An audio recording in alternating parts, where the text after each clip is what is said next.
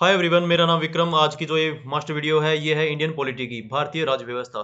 इससे पहले 3 master video हमने कंप्लीट कर लिए है। एक तो ancient sorry medieval India history की है, एक है इंडियन ज्योग्राफी की, एक है वर्ल्ड ज्योग्राफी की, और ये चौथी है वीडियो इंडियन पॉलिटी की।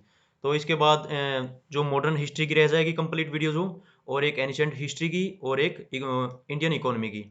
तो लगभग कंप्लीट हो जाएगा आपका जीके का। और इसके अलावा अगर फिर भी जो स्टैंडर्ड बेस्ड फैक्ट हैं वो मैं आपको एक दो वीडियो बना के उसके माध्यम से कवर करवा दूंगा। तो अगर आपने अभी तक हमारा चैनल नहीं सब्सक्राइब किया तो प्लीज़ चैनल को सब्सक्राइब कर लीजिएगा, और ज़्यादा से ज़्यादा वीडियो को शेयर कीजिएगा। और एक बात और, जैसे कि कोई भी अगर नया स्टूडेंट्स है जिसको नहीं समझ में आता तो वीडियो की जो स्पीड है वो 0.5 कर लीजिएगा।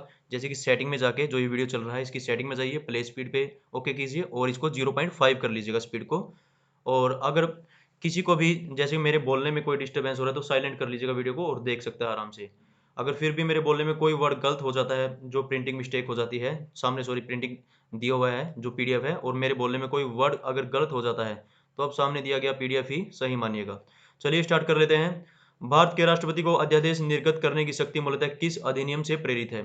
तो ये प्रेरित है भारत शासन अधिनियम 1935 से। अगला प्रश्न है, रेगुलेटिंग एक्ट 1773 द्वारा सर्वोच्च न्यायालय की स्थापना कहाँ की गई थी? ये की गई थी कलकत्ता में 1774 ईस्वी में। भारतीयों को भारत के जस्ट मोमेंट पेंसिल ले लेता हूँ, पेंसिल से करवाता चलूंगा साथ ही साथ कवर। एक, दो, तीन।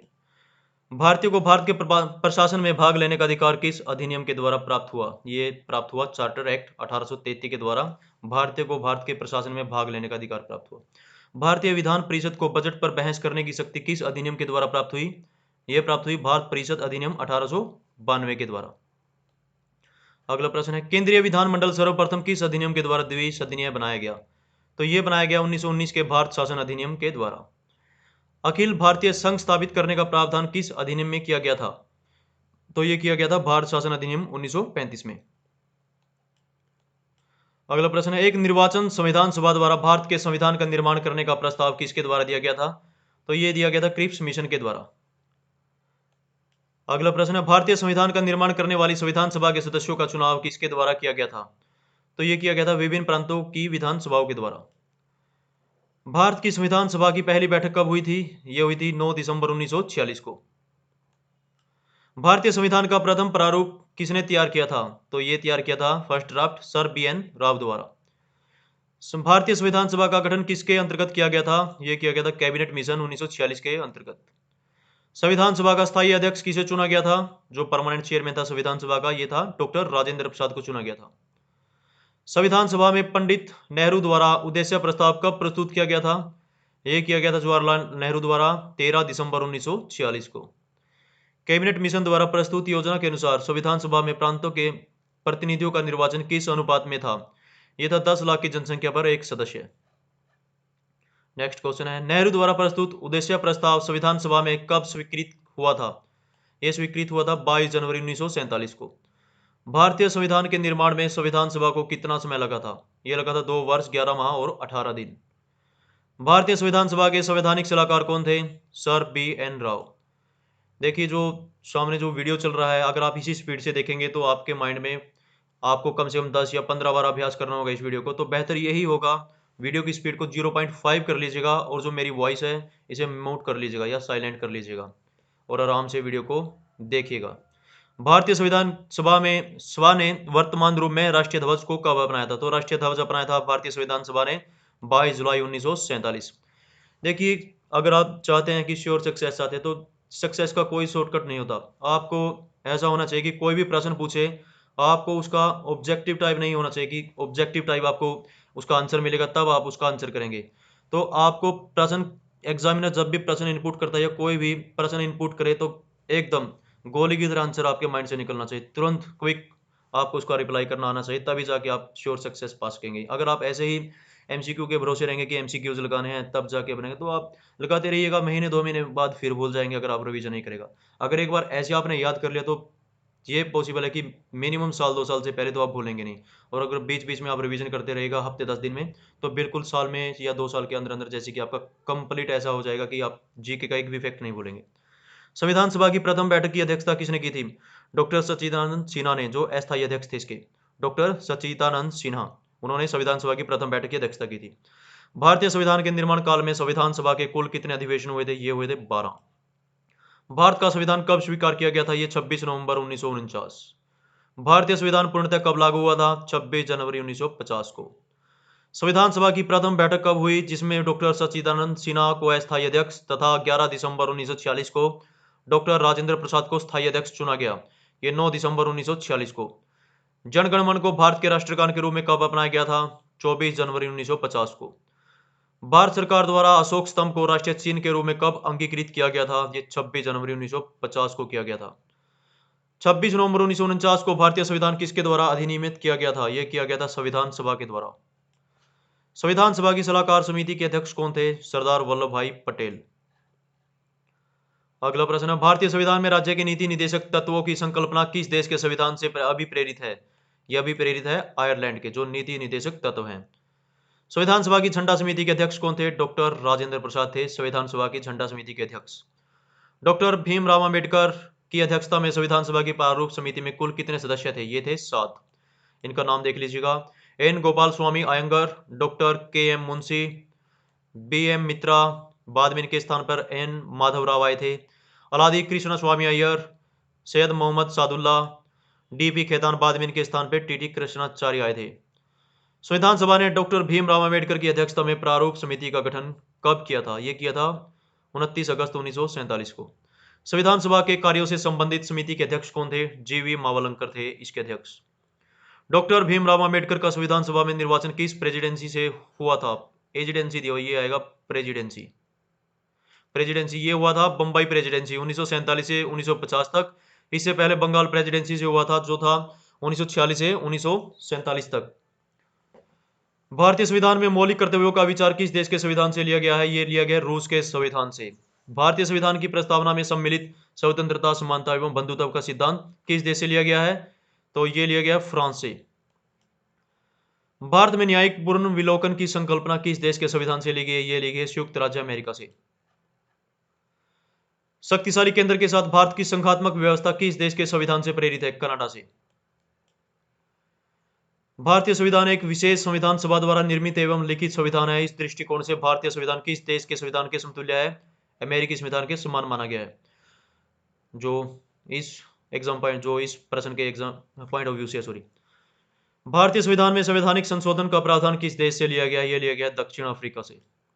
भारत के संविधान में सम्मिलित आपातकालीन उपबंध किस देश के संविधान से प्रेरित है? जर्मनी के वीमर संविधान से। भारतीय संविधान की प्रस्तावना में सामाजिक, आर्थिक एवं राजनीतिक न्याय का आदर्श का प्रावधान किस देश के संविधान से प्रेरित है? रूस से। भारत के संविधान में सम्मिलित समवर्ती सूची किस देश से ली गई है? यह ली गई है ऑस्ट्रेलिया से। समवर्ती सूची है जो। भारतीय संविधान में निहित विधि द्वारा स्थापित किस देश के संविधान से ग्रहण की गई है? विधि द्वारा स्थापित प्रक्रिया, प्रोसेस एस्टेब्लिश बाय लॉ, ये ली गया है जापान के संविधान से। राज्य भूमि सुधार अधिनियम को संवैधानिक सुरक्षा प्रदान करने हेतु इसे किस अनुसूची में सम्मिलित किया गया है? यह किया गया 9वीं अनुसूची में। भारतीय संविधान में संसदीय विशेष अधिकार की संकल्पना किस देश के संविधान से ली गई है? यह ली गई है ब्रिटेन के संविधान से। भारत के मूल संविधान में कुल कितनी अनुसूचियां थी? 8। वर्तमान में ये 12 हो गई है अभी। भारतीय संघ में नए राज्य के गठन का प्रावधान किस अनुसूची में किया गया है? यह किया गया प्रथम अनुसूची में। भारतीय संविधान की प्रथम अनुसूची राज्य के नाम तथा उसके राज्य क्षेत्र का विवरण प्रदान करती है। नोट कीजिएगा। सरकारों द्वारा शुल्क एवं कर लगाने का अधिकार संविधान की किस अनुसूची में उल्लेखित है? यह है 7वीं अनुसूची में। संविधान में 9वीं अनुसूची को किस संविधान संशोधन के माध्यम से जोड़ा गया है? यह जोड़ा गया प्रथम संविधान संशोधन 1951 के माध्यम से।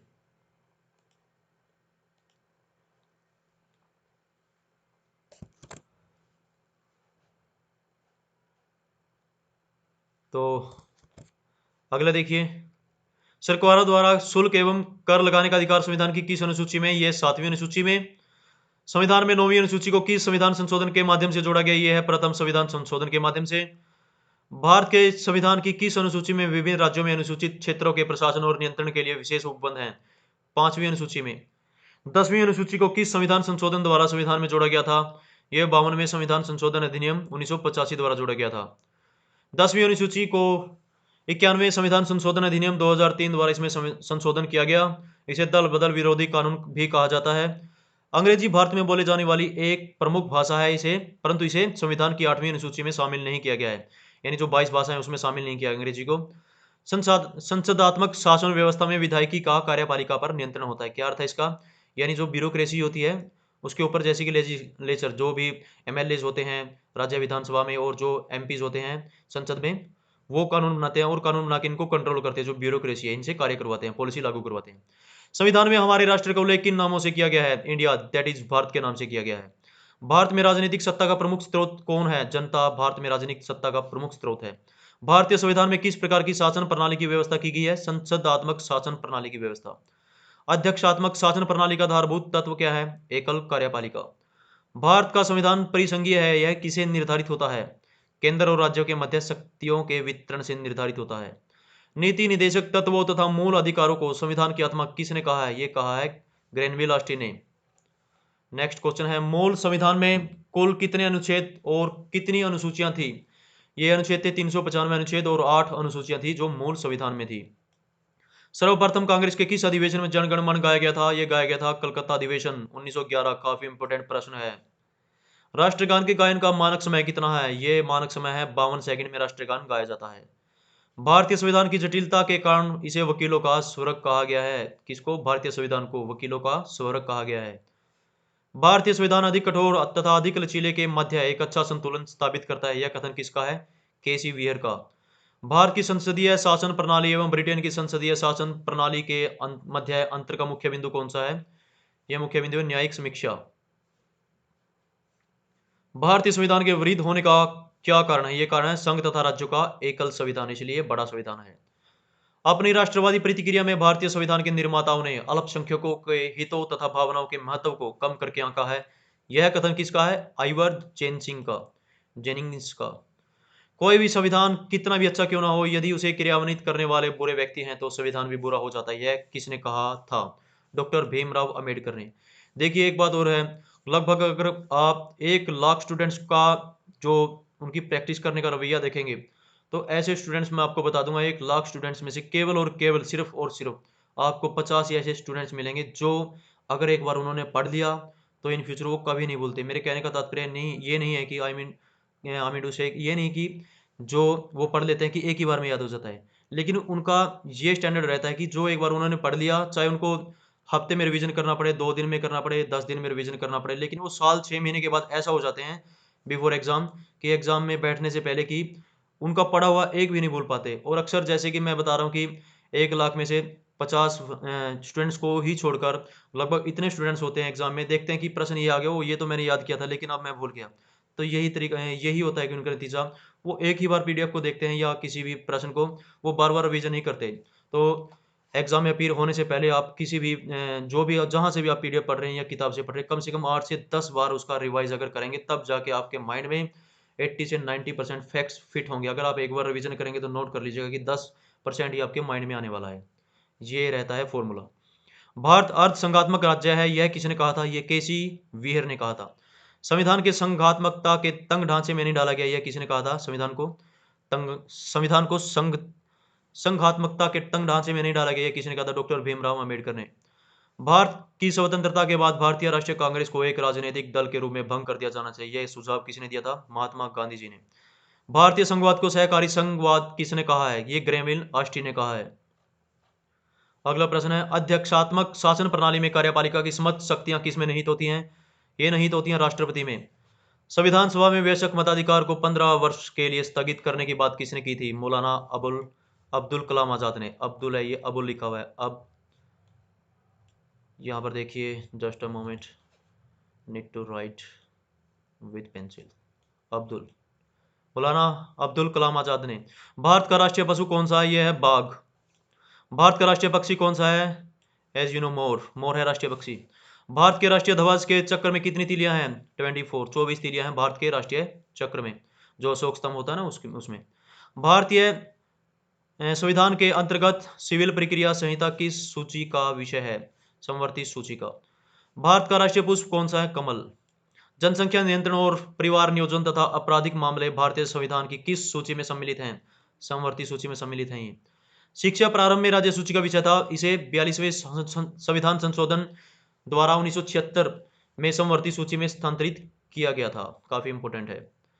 भूमि सुधार किस सूची के अंतर्गत शामिल है? यह है राज्य सूची के अंतर्गत। रेलवे पुलिस की सूची का विषय है? यह है राज्य सूची का। कृषि भारतीय संविधान की किस सूची से संबंधित है? यह राज्य सूची से संबंधित है। पंचायती राज की सूची में सम्मिलित है? राज्य सूची में। आर्थिक नियोजन किस सूची का विषय है? समवर्ती सूची का। विवाह विच्छेद और गोद लेना आदि संविधान की 7वीं अनुसूची में किसके अंतर्गत सम्मिलित किए गए हैं? यह है सूची 3 समवर्ती सूची में।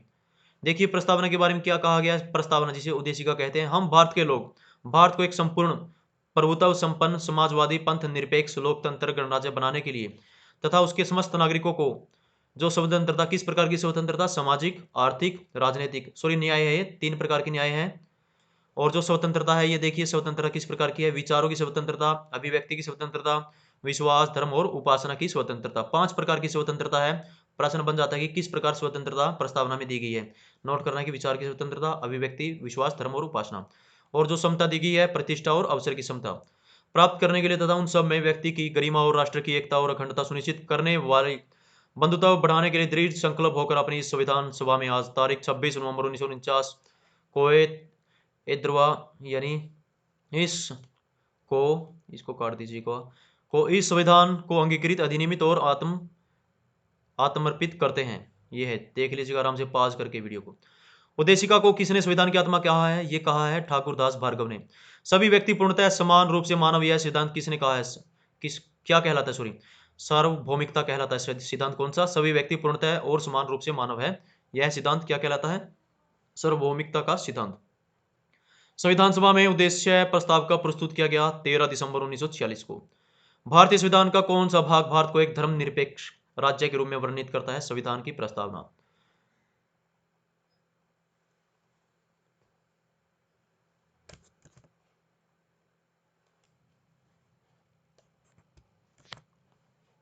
सर्वोच्च न्यायालय द्वारा ऐसा किस वाद में कहा गया है कि अनुच्छेद 368 के अंतर्गत संविधान की प्रस्तावना में भी संशोधन किया जा सकता है, परंतु यह मूल ढांचे का उल्लंघन करने वाला नहीं होना चाहिए? केशवानंद भारती 1973 में। काफी इंपोर्टेंट प्रश्न है ये केशवानंद भारती वाद। ये हर एग्जाम में लगभग देखने को मिल ही जाता है, चाहे मिलान वाले प्रश्न लगा लीजिए चाहे किसी भी। उद्देशिका को किसने राजनीतिक जनपत्री कहा है? ये कहा है के एम मुंशी ने। उद्देशिका को किसने संविधान का परिचय पत्र कहा है? एन ए पालकीवाला ने उद्देशिका को संविधान का परिचय पत्र कहा है। किसने प्रस्तावना को संविधान का परिचय पत्र कहा है? ये सर अर्नेस्ट बार्कर ने प्रस्तावना को संविधान का परिचय पत्र कहा है। आगे देखिए, भारत के संदर्भ में पंथ निरपेक्ष शब्द का सही भाव क्या है? भारत में राज्य का कोई धर्म नहीं है, ये इसका सही भाव है। किसी ने अनुच्छेद 32 जिसको संवैधानिक उपचारों का अधिकार कहा जाता है को संविधान का हृदय एवं आत्मा कहा है? ये भीमराव अंबेडकर ने कहा है।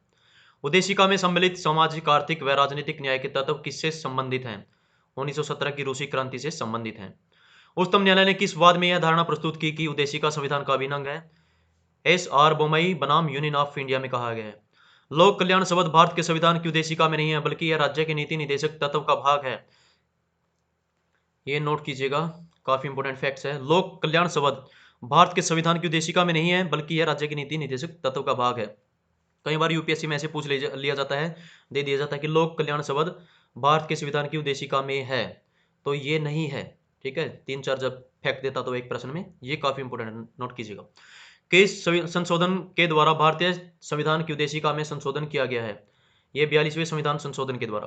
भारतीय संविधान की प्रस्तावना में जिन आदर्शों एवं उद्देश्यों की रूपरेखा दी गई है उनका विस्तार कहाँ है? इनका विस्तार है मूल अधिकारों में, राज्य के नीति निदेशक सिद्धांतों एवं मौलिक कर्तव्यों के अध्याय में दिया गया है। राज्य का सबसे महत्वपूर्ण तत्व क्या है? संप्रभुता राज्य का सबसे महत्वपूर्ण तत्व है। प्रस्तावना संविधान का अंग नहीं है, उच्चतम न्यायालय ने यह मत किस वाद में व्यक्त किया था? बेरूबारी संघ मामले में 1960 में। संविधान निर्माण में महत्वपूर्ण भूमिका निभाने वाले संविधान सभा के किस सदस्य के अनुसार संविधान की प्रस्तावना हमारे दीर्घकालिक सपनों का विचार है? सर अलादी कृष्ण स्वामी अय्यर के अनुसार। अनुच्छेद 1 क्लोज 3 भारत के राज्य क्षेत्र में निम्नलिखित क्षेत्र शामिल हैं। कौन से शामिल है? राज्य क्षेत्र, राज्यों के राज्य क्षेत्र, संघ राज्य क्षेत्र, ऐसे अन्य राज्य क्षेत्र जो अर्जित किए जाएं। समाजवादी, अखंडता तथा पंथ निरपेक्ष शब्द संविधान की प्रस्तावना में किस संशोधन के द्वारा सम्मिलित किए गए थे? 42वें संविधान संशोधन के द्वारा सम्मिलित किए गए थे ये शब्द। भारतीय संघ के अंतर्गत किसी राज्य को सम्मिलित करने का अधिकार किसे प्राप्त है? संसद को प्राप्त है जी। अगला प्रश्न देखेंगे, संविधान के प्रथम अनुच्छेद के अनुसार भारत होगा, क्या होगा भारत? राज्यों का संघ, यूनियन ऑफ, जो यूनियन होगा ये राज्यों का संघ, यूनियन ऑफ स्टेट। भारत में कितने राज्य हैं एवं संघीय प्रदेश हैं? ये 28 राज्य है, 8 संघीय प्रदेश हैं। देख लीजिएगा जो लेटेस्ट हैं कौन कौन से बने हैं। लोकसभा में केंद्र शासित प्रदेशों के लिए अधिकतम सीटें कितनी आरक्षित हैं? 20 सीटें आरक्षित हैं यूनियन टेरिटरीज के लिए। दो पृथक केंद्र शासित प्रदेशों के रूप में जम्मू कश्मीर का विभाजन कब किया गया? 31 अक्टूबर 2019 को किया गया। राज्यों के पुनर्गठन से संबंधित फजल अली आयोग का गठन किस वर्ष किया गया था? वर्ष 1953 में किया गया था।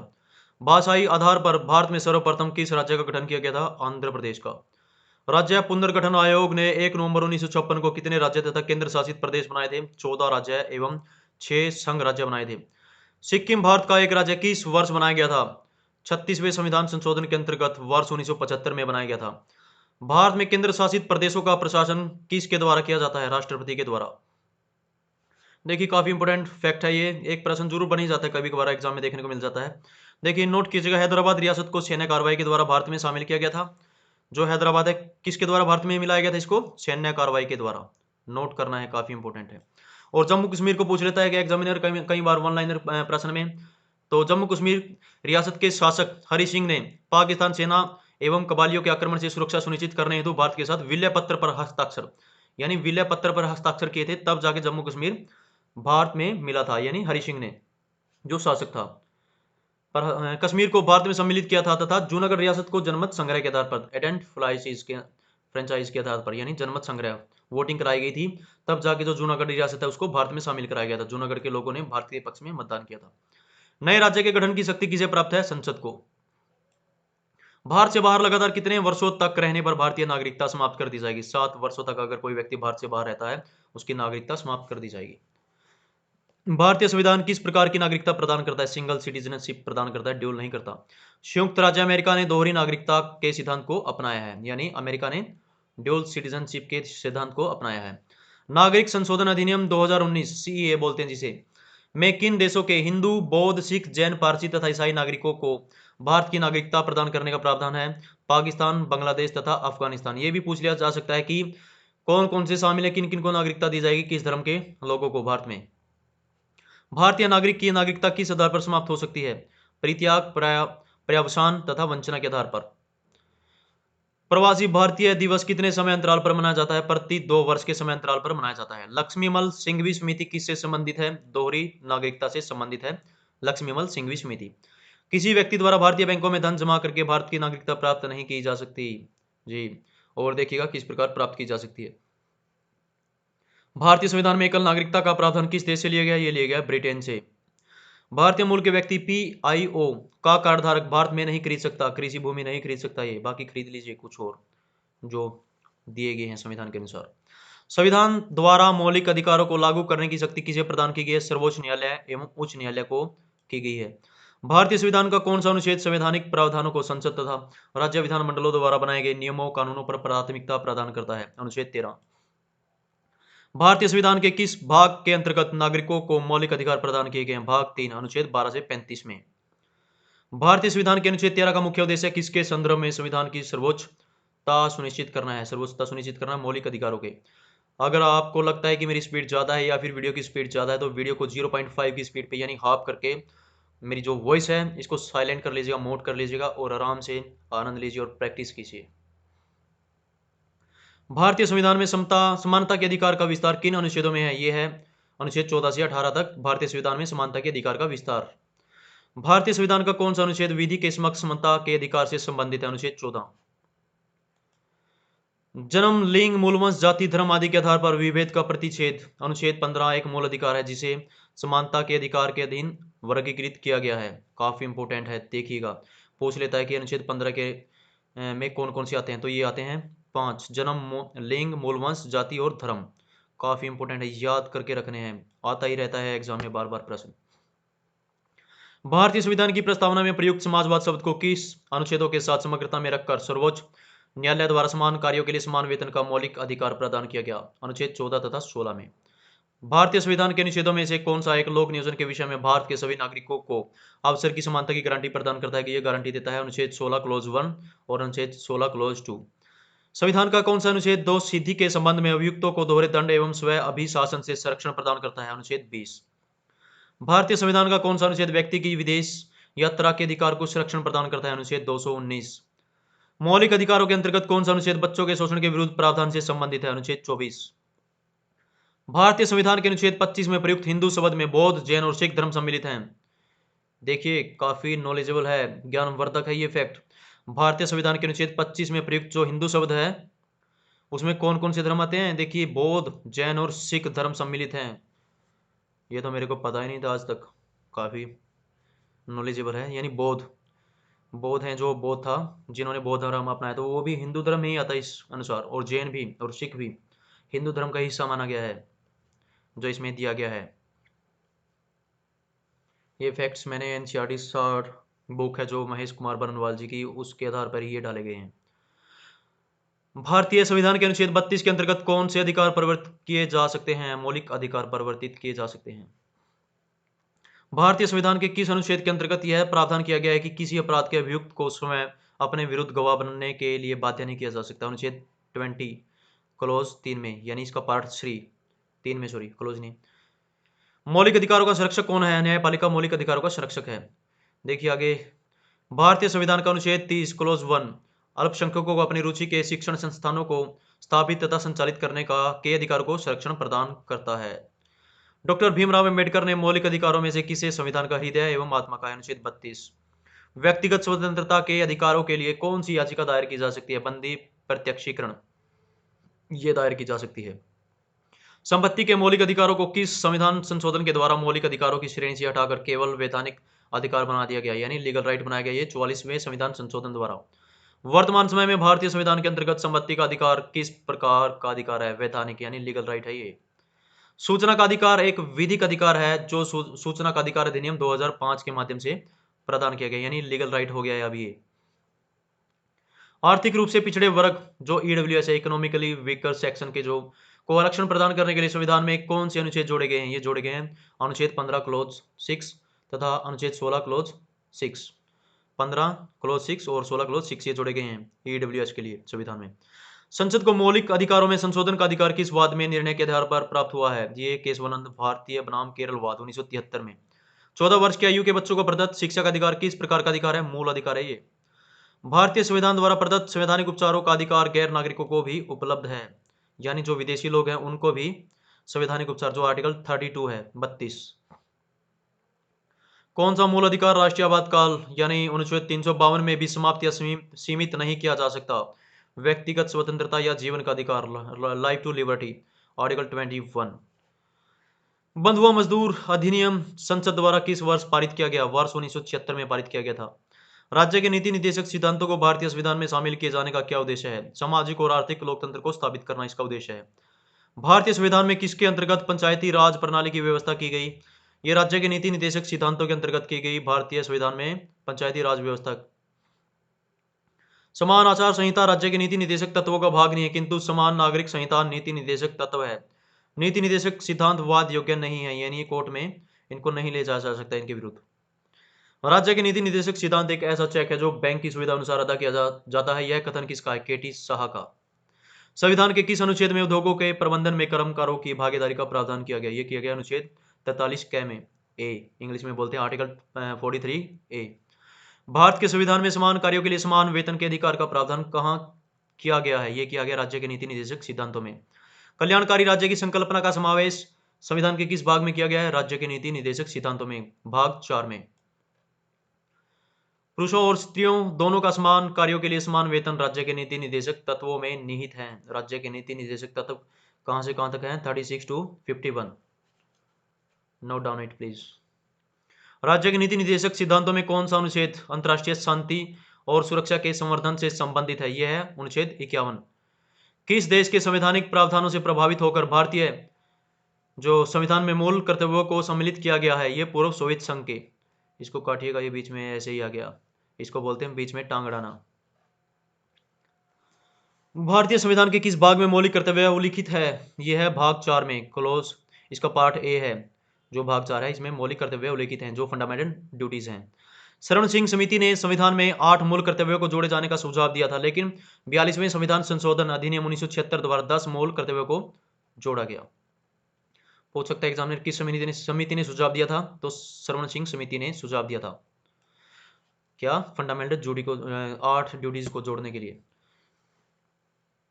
भारतीय संविधान में मूल कर्तव्य किस समिति की अनुशंसा पर शामिल किए गए थे, सरदार शरण सिंह समिति 1976 में। भारतीय संविधान में 11वें मूल कर्तव्य को किस संशोधन द्वारा जोड़ा गया था, ये 86वें संविधान संशोधन द्वारा 2002 में। मूल कर्तव्यों के अंतर्गत स्वतंत्रता संग्राम के उच्च आदर्शों का सम्मान किस प्रकार का कर्तव्य माना जाता है, नैतिक कर्तव्य माना जाता है। प्राकृतिक पर्यावरण एवं वन्य जीव संरक्षण भारतीय नागरिकों के मूल कर्तव्यों में से एक है। भारतीय महत्व के स्थानों और स्मारकों की रक्षा करना मौलिक कर्तव्य नहीं बल्कि राज्य के नीति निर्देशक तत्व का अंग है। नोट डाउन, पॉज करिए वीडियो को और देखिए। महिलाओं के समान सम्मान के लिए कुप्रथाओं का त्याग करना प्रत्येक भारतीय नागरिक का कर्तव्य है। यह किस अनुच्छेद में वर्णित है, अनुच्छेद 51 क में ये क्लोज 5 में वर्णित है। मूल कर्तव्य किन पर लागू होते हैं, केवल नागरिकों पर लागू होते हैं। मूल कर्तव्यों को मुख्यतः किन 2 वर्गों में रखा जाता है, नैतिक कर्तव्य तथा नागरिक कर्तव्य में रखा जाता है। इतना ही कर लीजिएगा, आप विचलित हो जाएंगे। इतना ही कर लीजिएगा, अनुच्छेद 51 का काफी। भारत में राष्ट्रपति का निर्वाचन किस प्रकार होता है, अप्रत्यक्ष मतदान इनडायरेक्ट इलेक्शन होता है, जो इलेक्शन होता है राष्ट्रपति में, और अनुपातिक प्रतिनिधित्व से एकल संक्रमणीय मत पद्धति के अनुसार। देखिए आगे, नागरिकों के लिए 11 मौलिक कर्तव्य कौन कौन से हैं। देखिए, संविधान का पालन करें, उसके आदर्श संस्थाओं राष्ट्रध्वज और राष्ट्रगान का आदर करें। एक तो ये हो गया। एक एग्जाम में मैंने देखा था कि पूछा था कि ये दे दिया गया था कि ये कौन सा तीसरा है या चौथा है या पांचवा, जैसे कि सीरीज वाइज भी पूछ लिया था ये कौन सा है। तो स्वतंत्रता के लिए हमारे राष्ट्रीय आंदोलन को प्रेरित करने वाले उच्च आदर्शों को हृदय में संजोए रखें और उनका पालन करें, ये दूसरा है।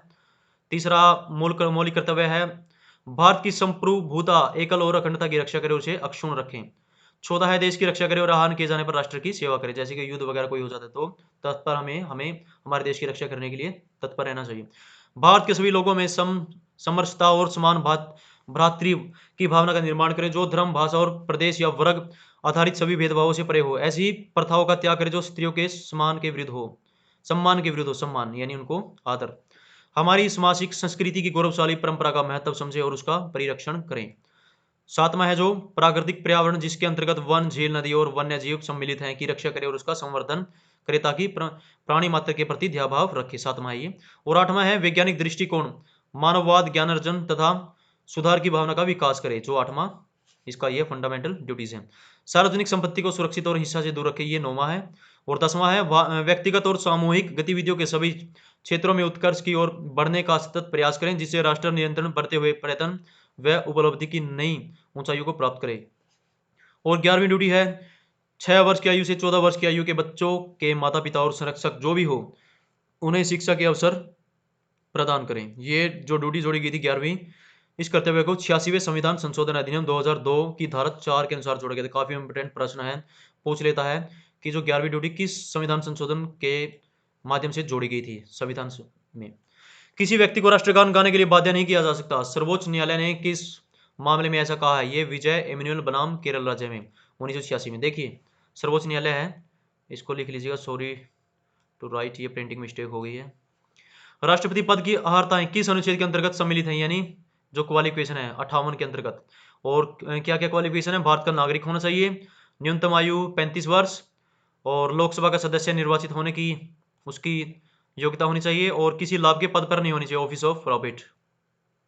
भारत के राष्ट्रपति के चुनाव में मतदान कौन करता है, यह करता है राज्यसभा, लोकसभा और राज्य व केंद्र शासित प्रदेशों की विधानसभाओं के निर्वाचित सदस्य करते हैं। भारत के राष्ट्रपति उम्मीदवार के प्रस्ताव का अनुसमर्थन कम से कम कितने सदस्यों द्वारा किया जाना चाहिए, 50 निर्वाचकों द्वारा।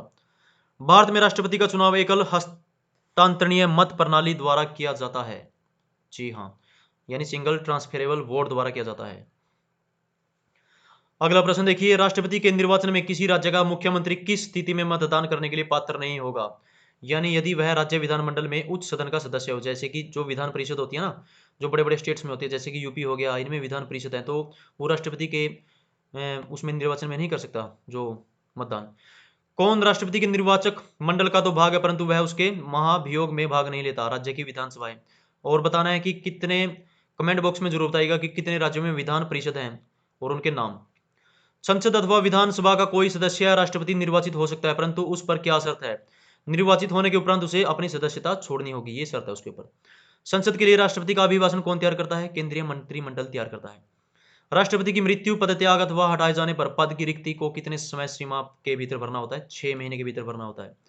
भारत के राष्ट्रपति चुनाव में उत्पन्न विवाद का निपटारा कौन करता है? सर्वोच्च न्यायालय, सुप्रीम कोर्ट। यानी सर्वोच्च न्यायालय के न्यायाधीश को उसके पद से हटाने का अधिकार किसे प्राप्त है? राष्ट्रपति को। वो हटा सकता है, कैसे? संसद के द्वारा अगर एक मत पारित कर दिया जाए। भारत के राष्ट्रपति को उसके पद से हटाने का अधिकार किसे प्राप्त है? संसद को।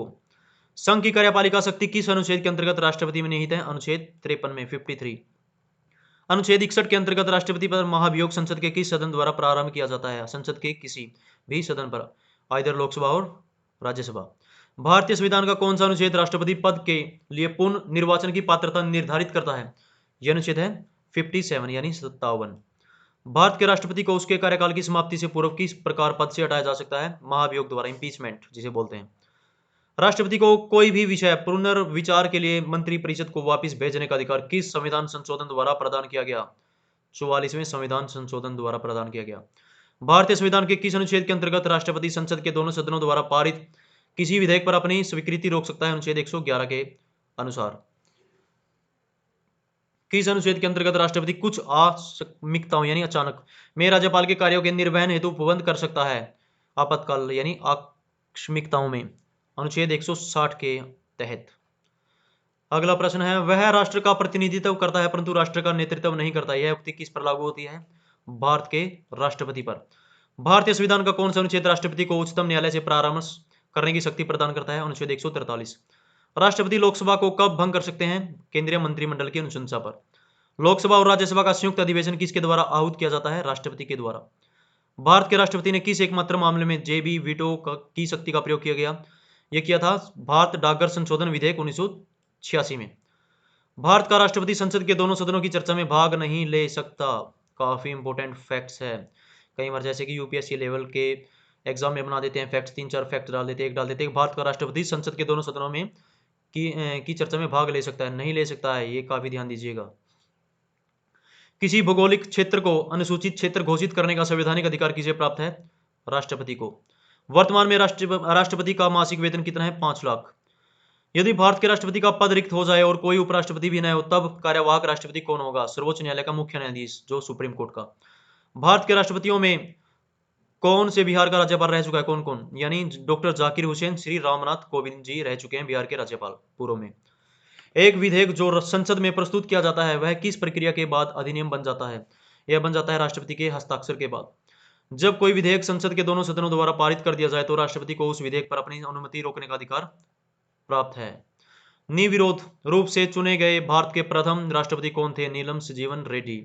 भारत के राष्ट्रपतियों में से किनका संबंध ट्रेड यूनियन आंदोलन से रहा है? ये वीवी गिरी का, वराहगिरी वेंकट गिरी पूरा नाम इनका है। भारतीय संविधान भारत के राष्ट्रपति को राज्य के मुख्यमंत्री की नियुक्ति का अधिकार नहीं देता। राज्य के मुख्यमंत्री की नियुक्ति तो राज्यपाल द्वारा ही की जाती है। राष्ट्रपति का कार्यकाल कितना होता है? पद ग्रहण के दिन से 5 वर्ष तक। और आगे देखिए, वित्त आयोग की नियुक्ति कौन करता है? राष्ट्रपति वित्त आयोग की नियुक्ति करता है। भारत के किस राष्ट्रपति को मिसाइल मैन की संज्ञा दी जाती है? आप as you know doctor APJ Abdul Kalam ji को काफी मान सम्मान के साथ इनका नाम लिया जाता है। भारत के मुख्य न्यायाधीशों में से किसे राष्ट्रपति के रूप में कार्य किया था? किसने? ये जस्टिस एम हिदायतुल्ला ने। धन विधेयक को पुनर्विचार हेतु लौटाने का संवैधानिक विशेषाधिकार राष्ट्रपति के पास नहीं है। काफी इंपॉर्टेंट फैक्ट है, यूपीएससी वालों के लिए तो काफी ज्यादा इंपॉर्टेंट है। दे दिया जाएगा कि धन विधेयक को पुनर्विचार हेतु लौटाने का संवैधानिक विशेषाधिकार राष्ट्रपति के पास है, लेकिन असल में उसके पास नहीं है। श्री रामनाथ कोविंद का भारतीय गणतंत्र के राष्ट्रपति के रूप में कौन सा क्रम है? ये 14वां। और अभी जो बनी है 15वां क्रम है, जो हमारी एसटी समुदाय से जो बनी है, जो 15वीं राष्ट्रपति हमारी बनी है 2022 में। राष्ट्रपति के रूप में डॉक्टर राजेंद्र प्रसाद ने सबसे लंबी अवधि 1950 से 1962 तक तथा डॉक्टर जाकिर हुसैन ने जो कार्य करी राष्ट्रपति का छोड़कर इनका कार्यकाल सबसे कम वर्ष यानी 1 वर्ष 11 दिन तक कार्य किया था। राष्ट्रपति द्वारा समाधान की स्थितियां। राष्ट्रपति कब कब समाधान दे सकता है? जब दंड सैन्य न्यायालय द्वारा दिया गया हो, जब दंड संघीय विषयों से संबंधित विधि के विरुद्ध अपराध के लिए दिए गए। संघीय विषय देखिए 3 लिस्ट हैं, स्टेट लिस्ट और यूनियन लिस्ट, एक कंसर्न लिस्ट, तो 3 लिस्ट हैं। समवर्ती सूची, राज्य सूची और संघीय सूची। तो संघीय सूची के जितने भी विषय हैं देख लीजिएगा, याद करने आपको, वो मैं करवा दूंगा, आपको सभी याद करवा दूँ। जब दंडादेश मृत्युदंड हो, यानी तब जब डेथ सेंटेंस हो, तब भी राष्ट्रपति के द्वारा तो ये समाधान दिया जा सकता है। भारत के उपराष्ट्रपति के निर्वाचक मंडल में कौन कौन सम्मिलित हैं? संसद के दोनों सदनों के सभी निर्वाचित एवं मनोनीत सदस्य शामिल होते हैं। भारत के उपराष्ट्रपति को पद से हटाने संबंधित प्रस्ताव संसद के किस सदन में लाया जा सकता है? केवल राज्यसभा में। राष्ट्रपति के निर्वाचन के समान ही उपराष्ट्रपति के निर्वाचन से संबंधित सभी विवादों के समाधान का अधिकार उच्चतम न्यायालय को प्राप्त है तथा उसका निर्णय अंतिम होता है, यानी सुप्रीम कोर्ट। राज्यसभा का सभापति कौन होता है? उपराष्ट्रपति राज्यसभा का सभापति होता है। आगे देखिए, भारत में उपराष्ट्रपति के पद से संबंधित प्रावधान अमेरिका के संविधान से लिए गए हैं। काफी इंपोर्टेंट है, नोट कर लीजिएगा, काफी इंपोर्टेंट है। दे दिया जाएगा कभी कभार, जैसे कि प्रश्न में अमेरिका की जगह फ्रांस दे दिया जाएगा और भी कुछ और दे दिया जाएगा, तो अमेरिका ही आएगा। राष्ट्रपति या उपराष्ट्रपति किसी के भी निर्वाचन में राज्य अथवा संसद के किस सदन के सदस्य भाग नहीं लेते? ये राज्य विधान परिषद के सदस्य भाग नहीं लेते। भारत का राष्ट्रपति अपना त्यागपत्र किसको संबोधित करके देता है? उपराष्ट्रपति को। किस सदन की अध्यक्षता ऐसे व्यक्ति द्वारा की जाती है जो उस सदन का सदस्य नहीं होता? राज्यसभा की। राष्ट्रपति की मृत्यु, त्यागपत्र अथवा हटाए जाने की स्थिति में राष्ट्रपति का पदभार कौन सबसे पहले ग्रहण करता है? उपराष्ट्रपति।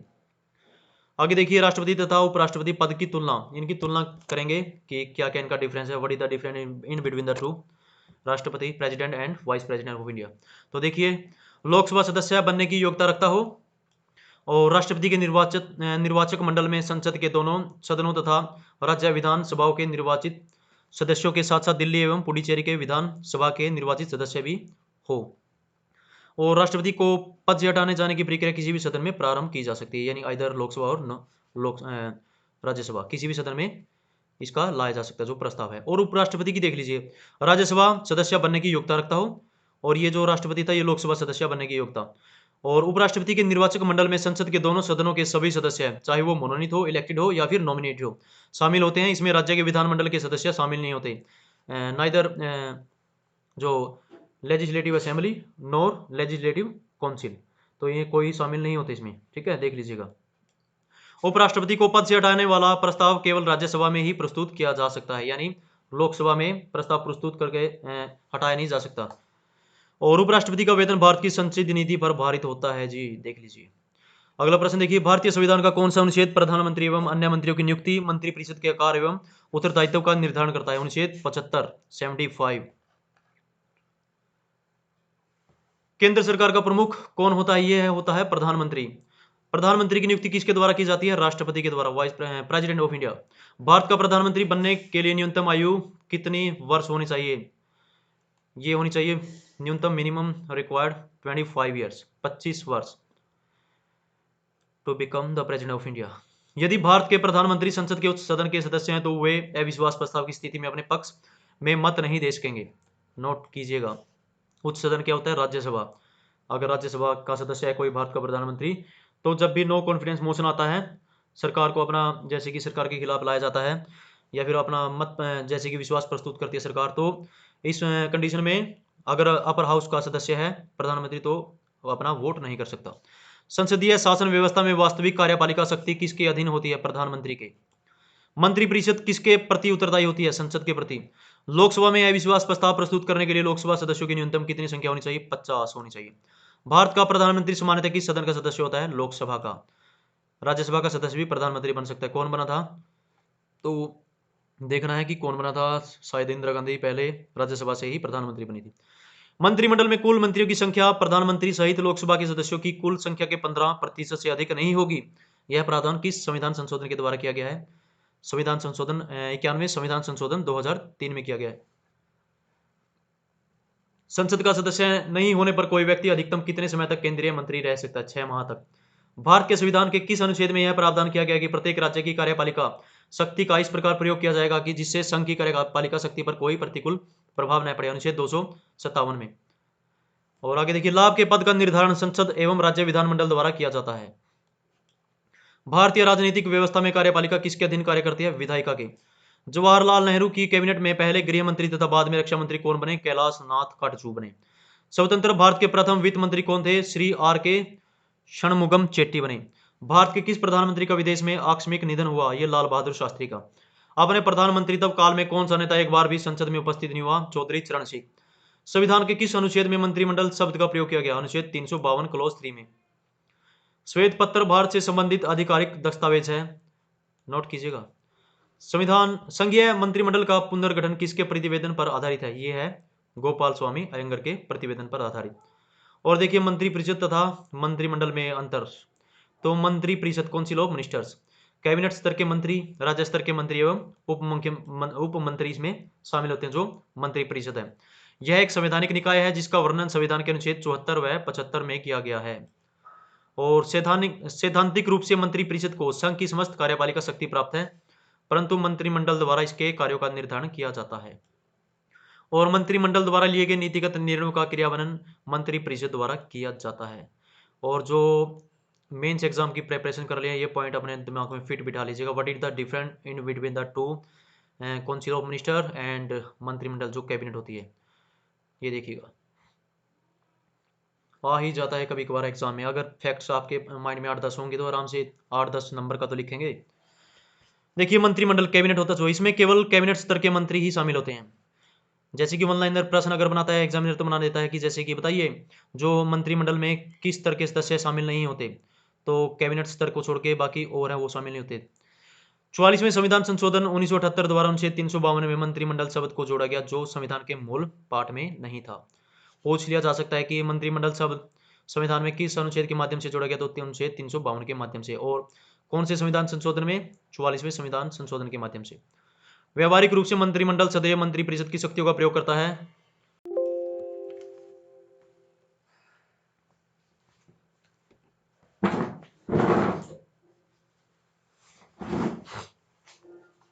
व्यवहारिक रूप में मंत्रिमंडल सदैव मंत्रिपरिषद की शक्तियों का प्रयोग करता है और मंत्रियों के कार्यों का निर्धारण करता है। Just a moment.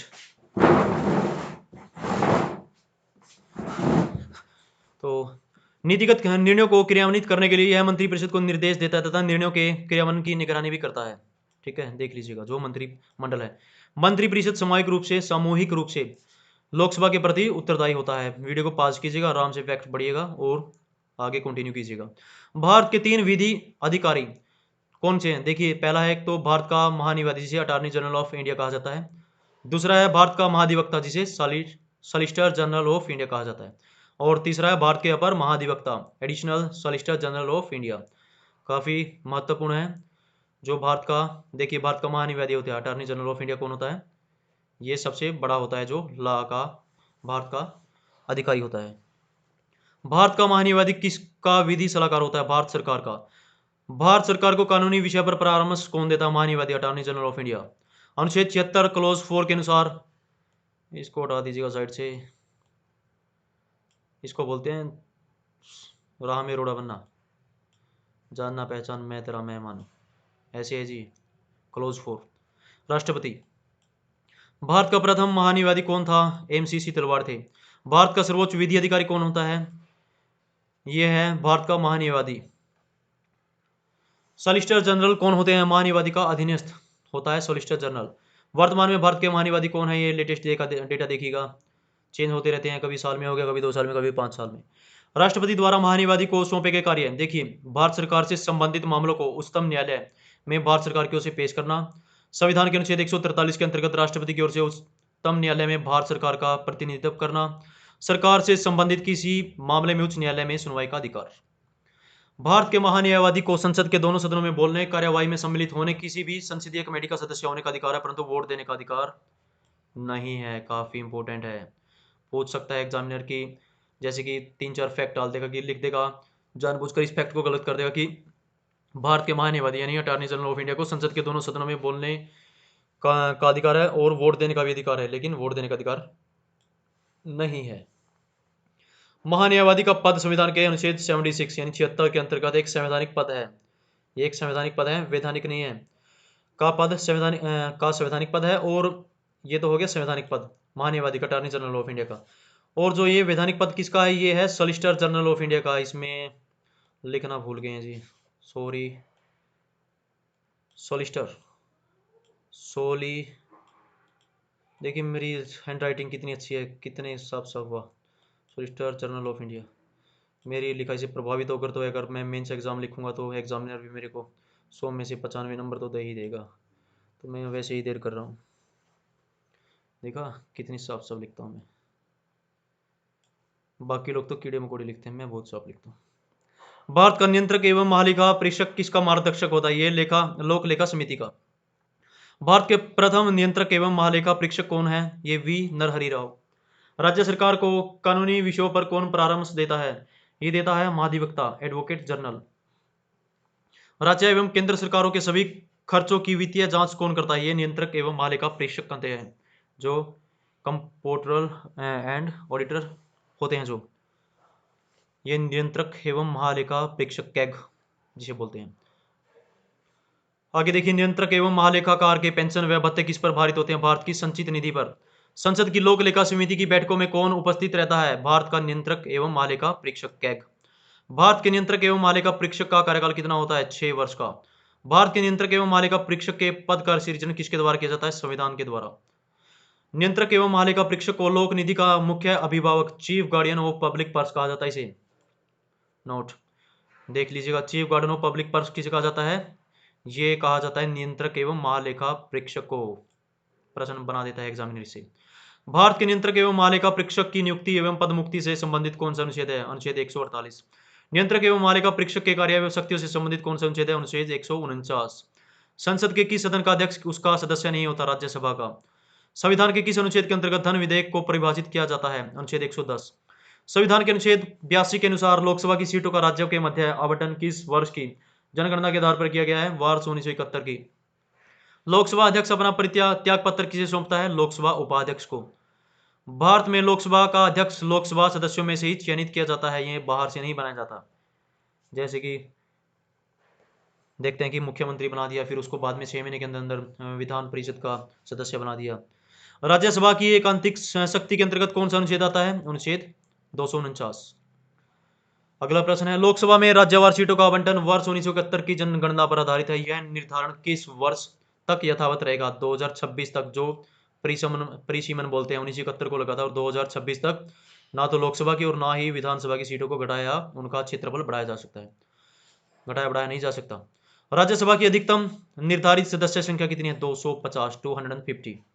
भारतीय संविधान के अंतर्गत संसद के सदस्यों के विशेषाधिकार तथा उन्मुक्तियों को कौन सा एक प्रावधान निर्धारित करता है? अनुच्छेद 105। संविधान की चौथी अनुसूची में किस प्रकार के प्रावधान है? राज्यसभा में स्थानों के आवंटन से संबंधित। लोकसभा में सदस्यों की अधिकतम संख्या कितनी हो सकती है? 552।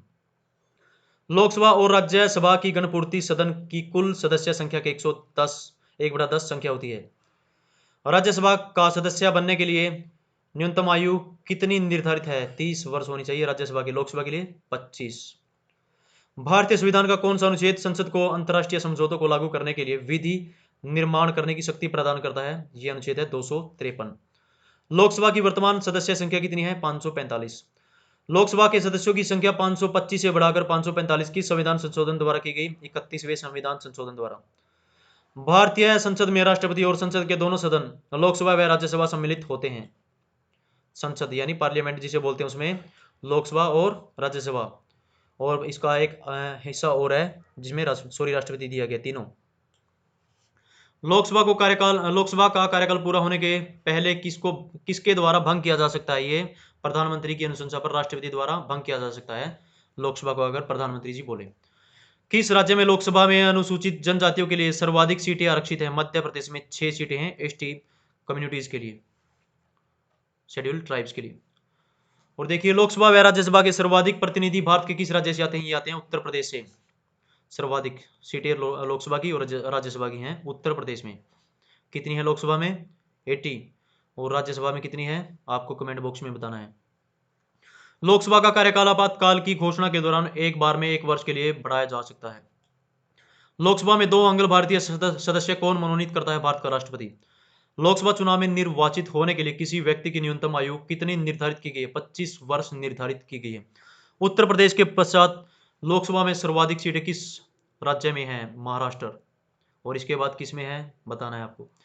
राज्यसभा एक स्थायी सदन है क्योंकि इसे विघटित नहीं किया जा सकता। भारत की संचित निधि पर भारित व्यय यानी कंसोलिडेटेड फंड ऑफ इंडिया से जो जैसे कि जो खर्च किए जाते हैं, राष्ट्रपति के वेतन दिए जाते हैं, भत्ते व उनसे संबंधित अन्य व्यय। और उपराष्ट्रपति, राज्यसभा के सभापति, उपसभापति, लोकसभा के अध्यक्ष, उपाध्यक्ष के वेतन व भत्ते। ऐसे ऋणी व भार जिनका दायित्व भारत सरकार पर है।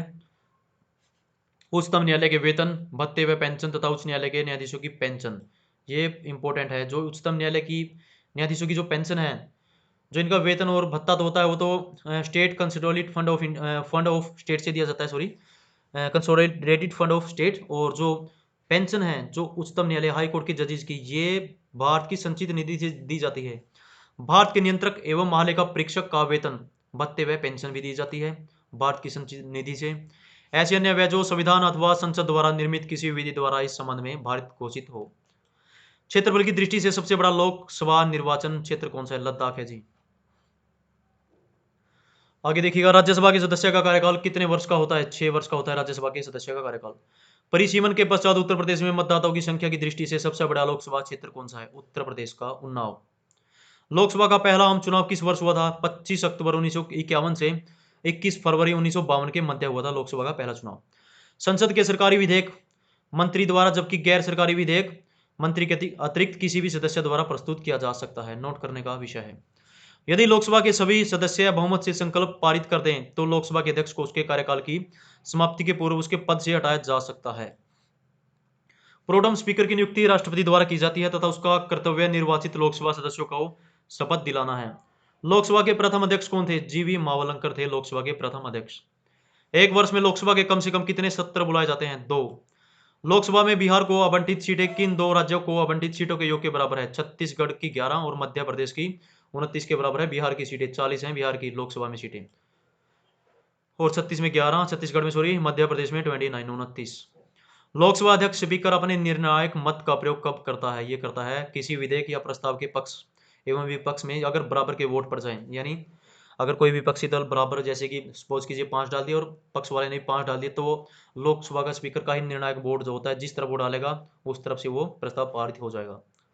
नियंत्रक एवं महालेखा परीक्षक की रिपोर्ट की जांच कौन सी समिति करती है तथा उस पर अंतिम रिपोर्ट तैयार करके संसद के पटल पर रखती है? लोक लेखा समिति। आगे देखिए, राज्यसभा के नामांकित होने वाली प्रथम अभिनेत्री कौन थी? राज्यसभा के लिए नॉमिनेट हुई थी जो नरगिस दत्त, जो संजय दत्त की मदर थी। राज्यसभा सदस्य थी 1980 से 1986 तक। राज्यसभा के सदस्य किसके द्वारा चुने जाते हैं? राज्यों की विधानसभाओं द्वारा। विशेषाधिकार समिति में दोनों सदनों से कुल कितने सदस्य होते हैं? 25, यानी प्रिविलेज कमेटी होती है जो, उसमें 25 सदस्य होते हैं। लोकसभा से 15 और राज्यसभा से 10। प्राकलन समिति का कार्यकाल कितना होता है? जो एस्टिमेट कमेटी होती है उनका कार्यकाल 1 वर्ष का होता है, सॉरी। राष्ट्रपति द्वारा राज्यसभा में कितने व्यक्ति मनोनीत किए जाते हैं, नॉमिनेट किए जाते हैं? 12। लोकसभा का सचिवालय किसके नियंत्रण में होता है? लोकसभा अध्यक्ष के। स्पीकर ऑफ लोकसभा के नियंत्रण में होता है, जो सेक्रेटरीट होता है लोकसभा का। लोकसभा की प्रथम महिला अध्यक्ष कौन थी? मीरा कुमार, 2009 से 2014 तक। वे प्रथम लोकसभा अध्यक्ष कौन थे जिनके विरुद्ध, इनके अगेंस्ट लोकसभा में अविश्वास प्रस्ताव लाया गया था? जीवी मावलंकर। तो क्या हुआ था ये भी जानना जरूरी है। सर्च कीजिए कि क्या हुआ था, ये हटा दिए गए थे या नहीं। भारतीय राजनीतिक व्यवस्था में कौन सर्वोच्च है? संविधान। राज्य विधानसभा में कोई भी धन विधेयक राज्यपाल की संतुति के बिना या अनुमति के बिना प्रस्तुत नहीं किया जा सकता। सेम ऐसे ही है कि ऐसे केंद्र में राष्ट्रपति की मंजूरी के बिना जो धन विधेयक नहीं प्रस्तुत किया जा सकता। अन्य विधेयक जो साधन है वो किए जा सकते हैं। भारत की संचित निधि से धन निकालने के लिए संसद का अनुमोदन अनिवार्य है। जी हाँ। भारत की संचित निधि पर कौन सा व्यय भारित नहीं होता? भारत के प्रधानमंत्री के वेतन और भत्ते। कोई विधेयक धन विधेयक अथवा नहीं, इसका निर्णय कौन करता है? लोकसभा अध्यक्ष करता है। धन विधेयक संसद के किस सदन में पुनः स्थापित किया जाता है, यानी दोबारा से उसको लाया जा सकता है? केवल लोकसभा में, राज्यसभा में नहीं किया जा सकता दोबारा से इसको। धन विधेयक राज्य विधानमंडल के किस सदन में प्रस्तुत किया जाता है? केवल विधानसभा में। विधानमंडल पूछा है ना राज्य की, अगर केंद्र की पूछता तो केवल लोकसभा में। बजट के रूपरेखा किस विभाग के द्वारा तैयार की जाती है? आर्थिक कार्य विभाग के द्वारा, इकोनॉमिक जो डिपार्टमेंट है। लेखानुदान संघ सरकार को किस प्रकार की अनुमति प्रदान करता है? निश्चित अवधि के लिए भारतीय संचित निधि से धन निकालने की। करों और सरकारी कामकाजों के निर्वाह में हुई अन्य प्राप्तियों से संघीय सरकार को प्राप्त होने वाला राजस्व किस निधि में जमा होता है? ये होता है भारत की संचित निधि में। आर्थिक सर्वेक्षण प्रतिवर्ष संसद में कब प्रस्तुत किया जाता है? आगामी वर्ष के बजट के प्रस्तुतिकरण से पूर्व। धन विधेयक एवं संविधान संशोधन विधेयक के संबंध में दोनों सदनों की संयुक्त बैठक नहीं बुलाई जा सकती। आपको काफी इंपॉर्टेंट है, यूपीएससी वालों के लिए तो काफी इंपॉर्टेंट फैक्ट है। कि धन विधेयक और संविधान संशोधन विधेयक के संबंध में दोनों सदन ज्वाइंट मीटिंग का प्रावधान है वो नहीं है, संयुक्त बैठक नहीं बुलाई जा सकती अगर कॉन्स्टिट्यूशन अमेंडमेंट होना है या फिर मनी बिल है उनके विषय में। अगला विषय है साधारण विधेयक एवं धन विधेयक में तुलना। तो ऑर्डिनरी बिल और मनी बिल में तुलना कीजिए। तो साधारण विधेयक में बता देते हैं, इसे लोकसभा या राज्यसभा में कहीं भी प्रस्तावित किया जा सकता है। जो साधारण विधेयक है इसे मंत्री अथवा गैर सरकारी सदस्य दोनों द्वारा प्रस्तुत किया जा सकता है। यूपीएससी मेंस के लिए या फिर स्टेट पीसीएस का कोई भी मेंस की प्रिपरेशन करा, काफी इंपॉर्टेंट है, याद कर लीजिएगा माइंड में, पीछे भी बताया था। इसी पीडीएफ में 8-10 प्रश्न ऐसे बता दूंगा कि जो याद कर लेंगे तो कभी नहीं भूलेंगे। इसे मंत्री अथवा गैर सरकारी सदस्य दोनों प्रस्तुत कर सकते हैं। इसे सदन में प्रस्तुत करने से पूर्व राष्ट्रपति की अनुमति आवश्यक नहीं है। इसे राज्यसभा द्वारा संशोधित या अस्वीकृत किया जा सकता है। इसे राज्यसभा अधिकतम 6 माह के लिए रोक सकती है, जो साधारण विधेयक है। इसे राज्यसभा में भेजने के लिए लोकसभा अध्यक्ष के द्वारा प्रमाणित किए जाने की आवश्यकता नहीं होती। और अब देखिए जो धन विधेयक है सेम इसका उल्टा ही हो जाएगा। इसे केवल लोकसभा में प्रस्तावित किया जा सकता है, जो मनी बिल है। इसे केवल सरकार के किसी मंत्री द्वारा प्रस्तुत किया जा सकता है। आम जो संसद का सदस्य है वो नहीं प्रस्तुत कर सकता, केवल मंत्री। इसे राज्यसभा द्वारा संशोधित या स्वीकृत नहीं किया जा सकता। इसे सदन में राष्ट्रपति की संस्तुति से ही पुनः स्थापित किया जा सकता है, यानी बिफोर प्रोड्यूस इट। तो जो permission of president is compulsory या नेसेसरी। क्या जो मनी बिल है इसको प्रोड्यूस करने के लिए सदन में, जो लोकसभा का हाउस है।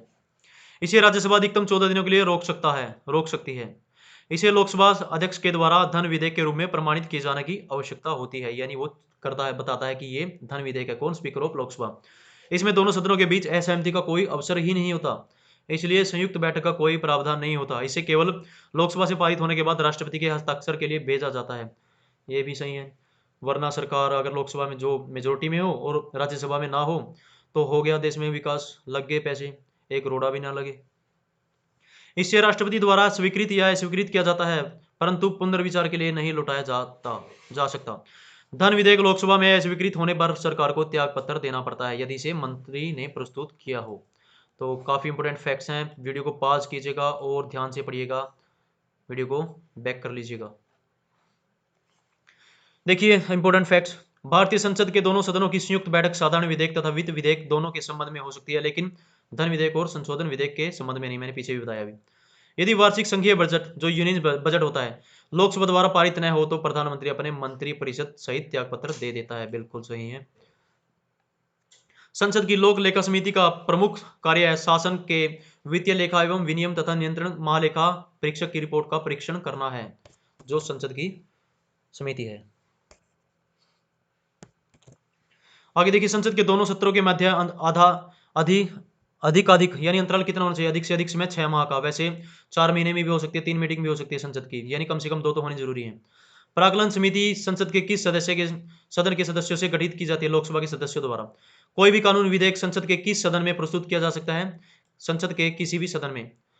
आकस्मिक निधि को राष्ट्रपति कैसे व्यय कर सकते हैं? बिना संसदीय स्वीकृति के। यदि धन विधेयक लोकसभा द्वारा स्वीकृत कर दिया जाए तो राज्यसभा इसे अधिक से अधिक कितने अवधि तक रोक सकती है? 14 दिन की अवधि तक। I repeated it again and again. तो आपको काफी इंपोर्टेंट फैक्ट है ये। लोकसभा में विधेयक पर आम बहस किस वाचन में होती है? द्वितीय वाचन में। कटौती प्रस्ताव को किस अन्य नाम से जाना जाता है? क्लोजर मोशन यानी समापन प्रस्ताव, कट मोशन को जिसे बोलते हैं। संसद की किस समिति में राज्यसभा का प्रतिनिधित्व नहीं होता? प्राक्कलन समिति में नहीं होता है। आगे देखिए, संसद विधानसभा के किसी भी सदस्य की सदस्यता तब समाप्त समझी जाती है जब वह सदन को सूचित किए बिना लगातार 60 दिन तक अनुपस्थित रहता है। रहा है कोई अभी तक? रहा है? नहीं पता है, बता देंगे आगे। वर्तमान में राज्यसभा में 245 सदस्य हैं, जिनमें से 229 सदस्य राज्यों से, 4 सदस्य संघ राज्य क्षेत्र से चुनकर आते हैं तथा 12 सदस्य राष्ट्रपति द्वारा मनोनीत यानी नॉमिनेट किए जाते हैं। काफी इंपोर्टेंट, ध्यान दीजिएगा। लोकसभा तथा राज्यसभा के संयुक्त अधिवेशन की अध्यक्षता कौन करता है? लोकसभा अध्यक्ष करता है। सरकार द्वारा लोकसभा में अपना बहुमत सिद्ध करने के लिए कौन सा प्रस्ताव रखा जाता है? विश्वास प्रस्ताव रखा जाता है। अंतर्राष्ट्रीय संधियों को भारत के किसी भाग अथवा संपूर्ण भारत में लागू करने के लिए संसद कोई भी कानून बना सकती है बिना किसी राज्य की सहमति से। भारतीय संसद किसके माध्यम से प्रशासन पर नियंत्रण करती है? ये संसदीय समितियों के माध्यम से, जो पार्लियामेंट्री कमेटीज होती हैं उनके माध्यम से प्रशासन पर नियंत्रण करती है। जो संसद में लोक लेखा समिति पब्लिक अकाउंट कमेटी जिसे बोलते हैं के अध्यक्ष की नियुक्ति किसके द्वारा की जाती है? लोकसभा अध्यक्ष के द्वारा। भारतीय संसद के दोनों सदनों की प्रथम संयुक्त बैठक किस विधेयक पर हुई थी? दहेज अनुमूलन विधेयक पर हुई थी। जो भारतीय संसद की प्रथम बैठक हुई थी, डाउरी अबॉलिशन बिल 1961 में 1961 में लाया गया था। संसद में स्थगन प्रस्ताव यानी अर्जनमेंट मोशन लाने का उद्देश्य सार्वजनिक महत्व क्या थी? आवश्यक मुद्दों पर बहस करना है। लोक लेखा समिति अपनी रिपोर्ट किसे प्रस्तुत करती है? लोकसभा अध्यक्ष को।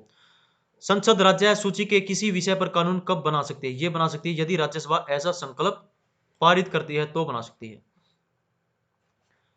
आगे देखिए, किसी मंत्री के विरुद्ध विशेषाधिकार प्रस्ताव कब लाया जा सकता है? प्रिविलेज मोशन, जब वह मंत्री किसी मामले के तथ्य को रोकता है या तथ्यों का गलत वर्णन देता है। लोकसभा में शून्यकाल की अवधि अधिक से अधिक कितनी हो सकती है? अधिक से अधिक 1 घंटा हो सकती है शून्यकाल की अवधि लोकसभा में। संसद द्वारा वर्ष 1979 में निर्मित कानून के अनुसार एक नागरिक के वयस्क होने की आयु कितनी है? 18 वर्ष है। सदन की कार्रवाई का प्रथम घंटा क्या कहलाता है? प्रश्नकाल कहलाता है।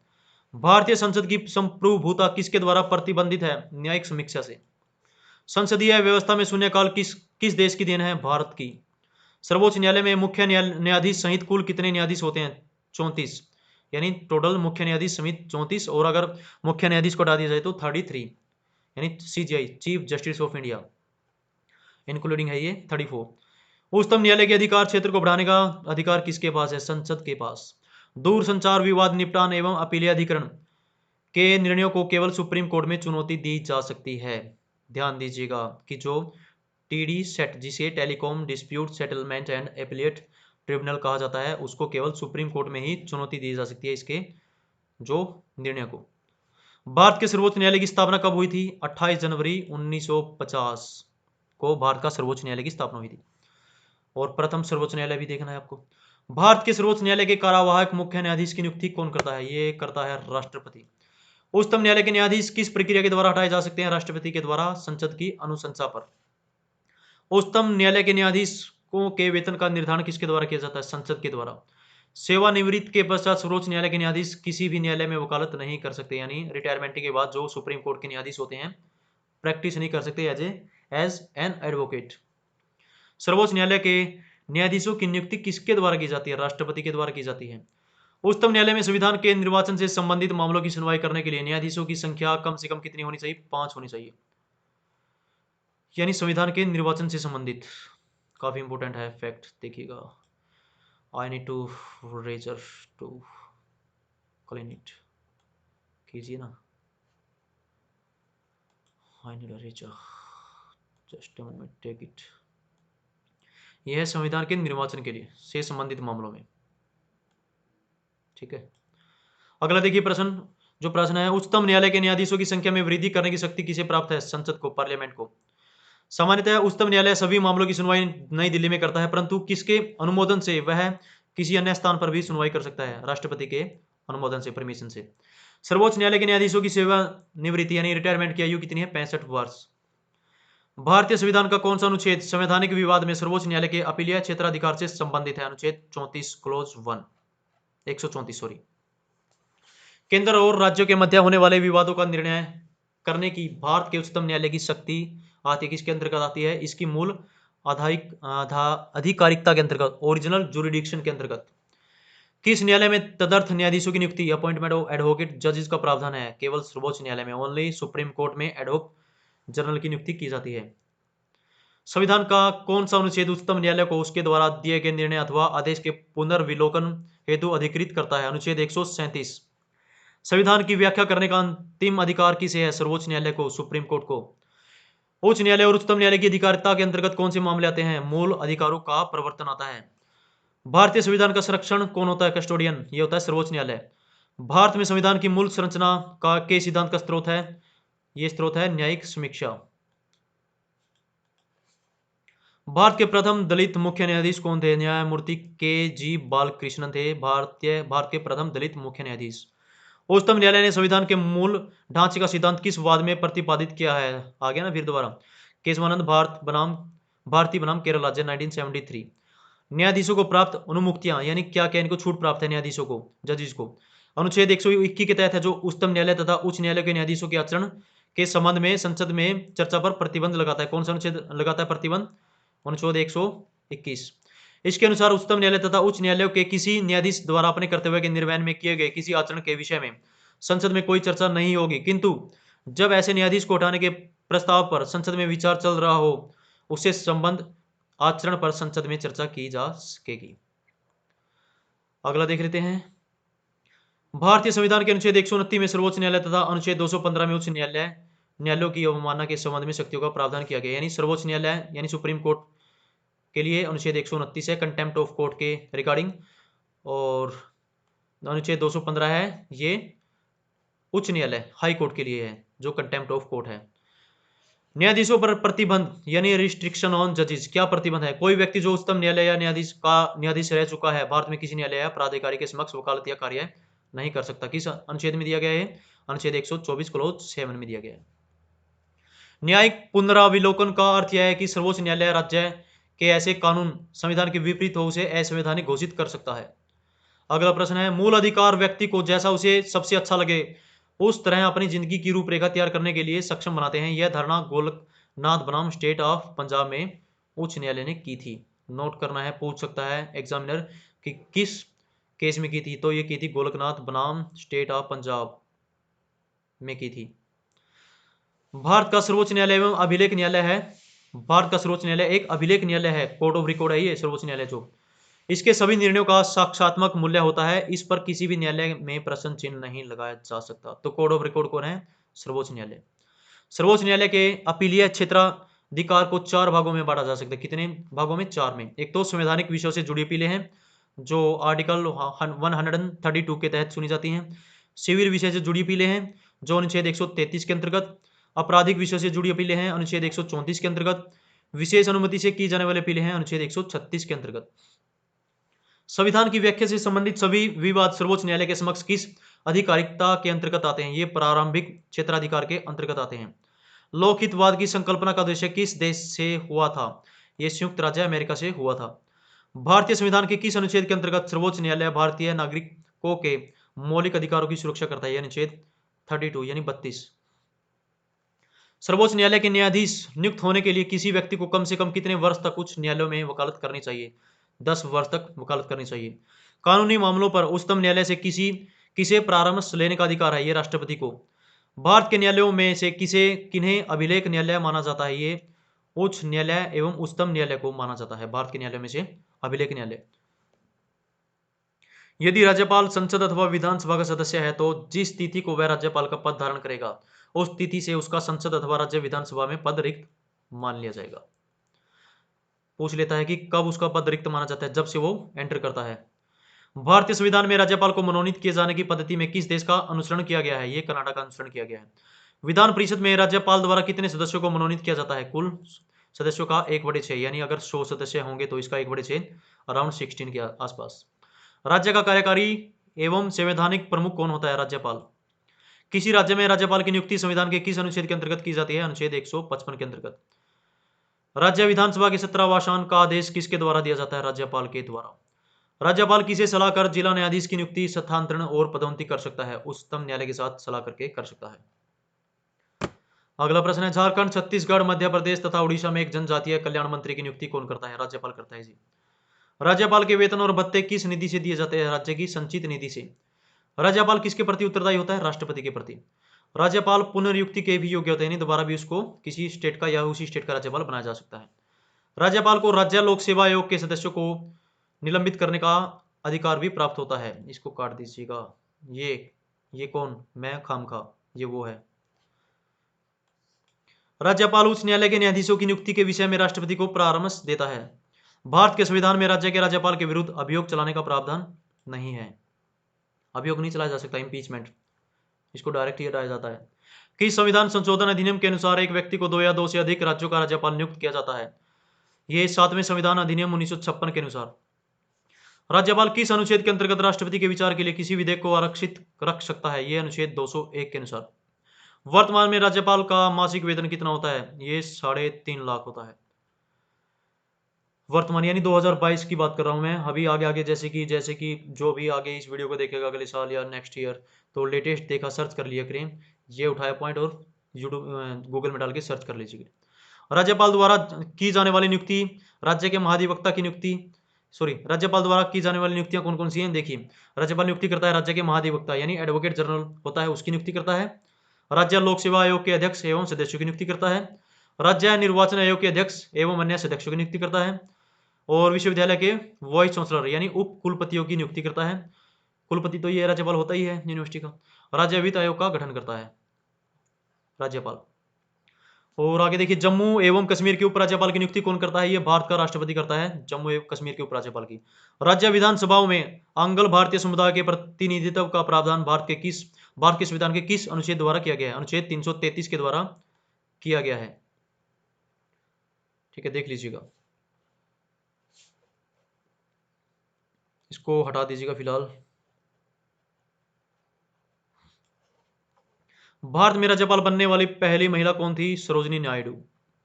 भारत में उच्च सदन विधान परिषद की स्थापना या समाप्ति संबंधी राज्य की विधानसभा द्वारा पूर्णतः बहुमत से पारित प्रस्ताव और संसद द्वारा साधारण बहुमत से पारित प्रस्ताव के द्वारा की जाती है।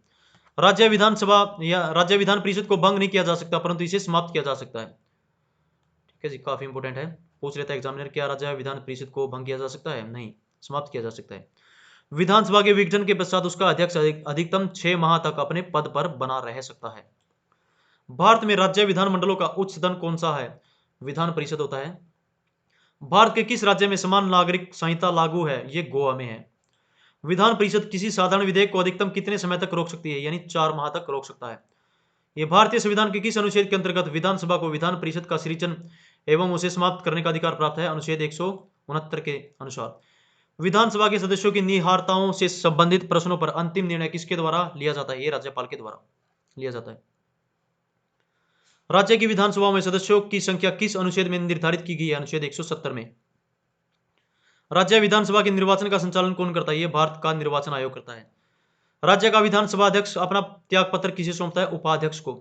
राज्यों के वित्तीय लेखों पर कौन नियंत्रण रखता है? यह नियंत्रण एवं महालेखा परीक्षक रखता है। विधानसभा का सदस्य निर्वाचित होने के लिए न्यूनतम आयु क्या है? 25 वर्ष इसकी न्यूनतम आयु है। राज्य सरकार के मंत्रियों के वेतन एवं भत्तों का निर्धारण किसके द्वारा किया जाता है? राज्य विधानसभा द्वारा किया जाता है। वर्ष 1956 में कितने पुनर्गठित राज्यों में द्विसदनीय विधानमंडल थे? ये 5 राज्यों में। प्रथम महिला मुख्यमंत्री भारत के किस राज्य में बनी थी? उत्तर प्रदेश में बनी थी, सुचेता कृपलानी 1963 से 1967 में बनी थी। उच्च न्यायालय के न्यायाधीशों की सेवानिवृत्ति की आयु क्या है? ये 62 वर्ष है इनके रिटायरमेंट की आयु, हाईकोर्ट के जो जजेस हैं। अंडमान एवं निकोबार द्वीप समूह किस उच्च न्यायालय के क्षेत्राधिकार के अंतर्गत आते हैं? ये कलकत्ता उच्च न्यायालय के अंतर्गत आते हैं। कई बार अपने माइंड में इमेज भी बना लीजिए करिए, जो अंडमान निकोबार द्वीप समूह कहाँ पर पड़ता है देखिए, और फिर वहां पर ही कलकत्ता पश्चिम बंगाल भी पड़ता है, तो इसी के अंडर आएंगे। न्यायालय के उसके ऊपर पड़ता है देखिए नक्शे के माध्यम से। न्यायालय के न्यायाधीशों के वेतन और भत्ते किस निधि से दिए जाते हैं? राज्य की संचित निधि से। भारत में उच्च न्यायालयों की कुल संख्या कितनी है? 25। उच्चतम न्यायालय के निर्णय से पूर्व किस उच्च न्यायालय ने यह निर्णय दिया कि एक ही बार में 3 बार तलाक कहने से तलाक गैर कानूनी हो जाएगा, इलीगल हो जाएगा? ये इलाहाबाद उच्च न्यायालय ने कहा था ऐसा। न्यायाधीशों को हटाने की प्रक्रिया में 3 सदस्यीय समिति होती है, कौन कौन से होते हैं इनमें शामिल? भारत के मुख्य न्यायाधीश, उच्चतम न्यायालय का कोई अन्य वरिष्ठ न्यायाधीश, उच्चतम न्यायालय का मुख्य न्यायाधीश, एक प्रख्यात विधिवेता यानी विधिवेता कुछ जानकार यानी कोई अच्छा सा कोई एडवोकेट भी हो सकता है। उच्च न्यायालय की प्रथम महिला न्यायाधीश अन्ना चंडी थी तथा प्रथम महिला मुख्य न्यायाधीश लीला सेठ थी। As you know, I think you know. उच्च न्यायालय की प्रथम महिला न्यायाधीश अन्ना चंडी कौन थी? अन्ना चंडी। और प्रथम महिला मुख्य न्यायाधीश कौन थी? लीला सेठ थी उच्च न्यायालय की। संपत्ति का अधिकार वर्तमान में वैधानिक अधिकार है यानी लीगल राइट है, जिसकी रक्षा के लिए उच्च न्यायालय रिट जारी कर सकता है, जिसकी रक्षा के लिए। मूल अधिकारों का संरक्षण उच्च न्यायालय और उच्चतम न्यायालय दोनों की अधिकारिता में आता है, जुरिडिक्शन में आता है। फंडामेंटल राइट्स का संरक्षण। उच्च न्यायालय की अधीक्षण शक्ति में सेना न्यायालय शामिल नहीं है।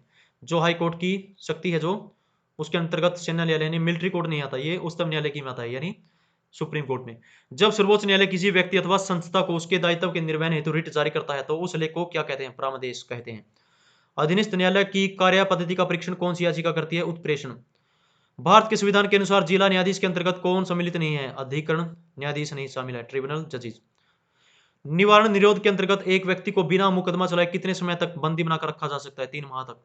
क्षेत्रीय परिषदों का सृजन किसके माध्यम से किया गया है? संसदीय कानून के द्वारा।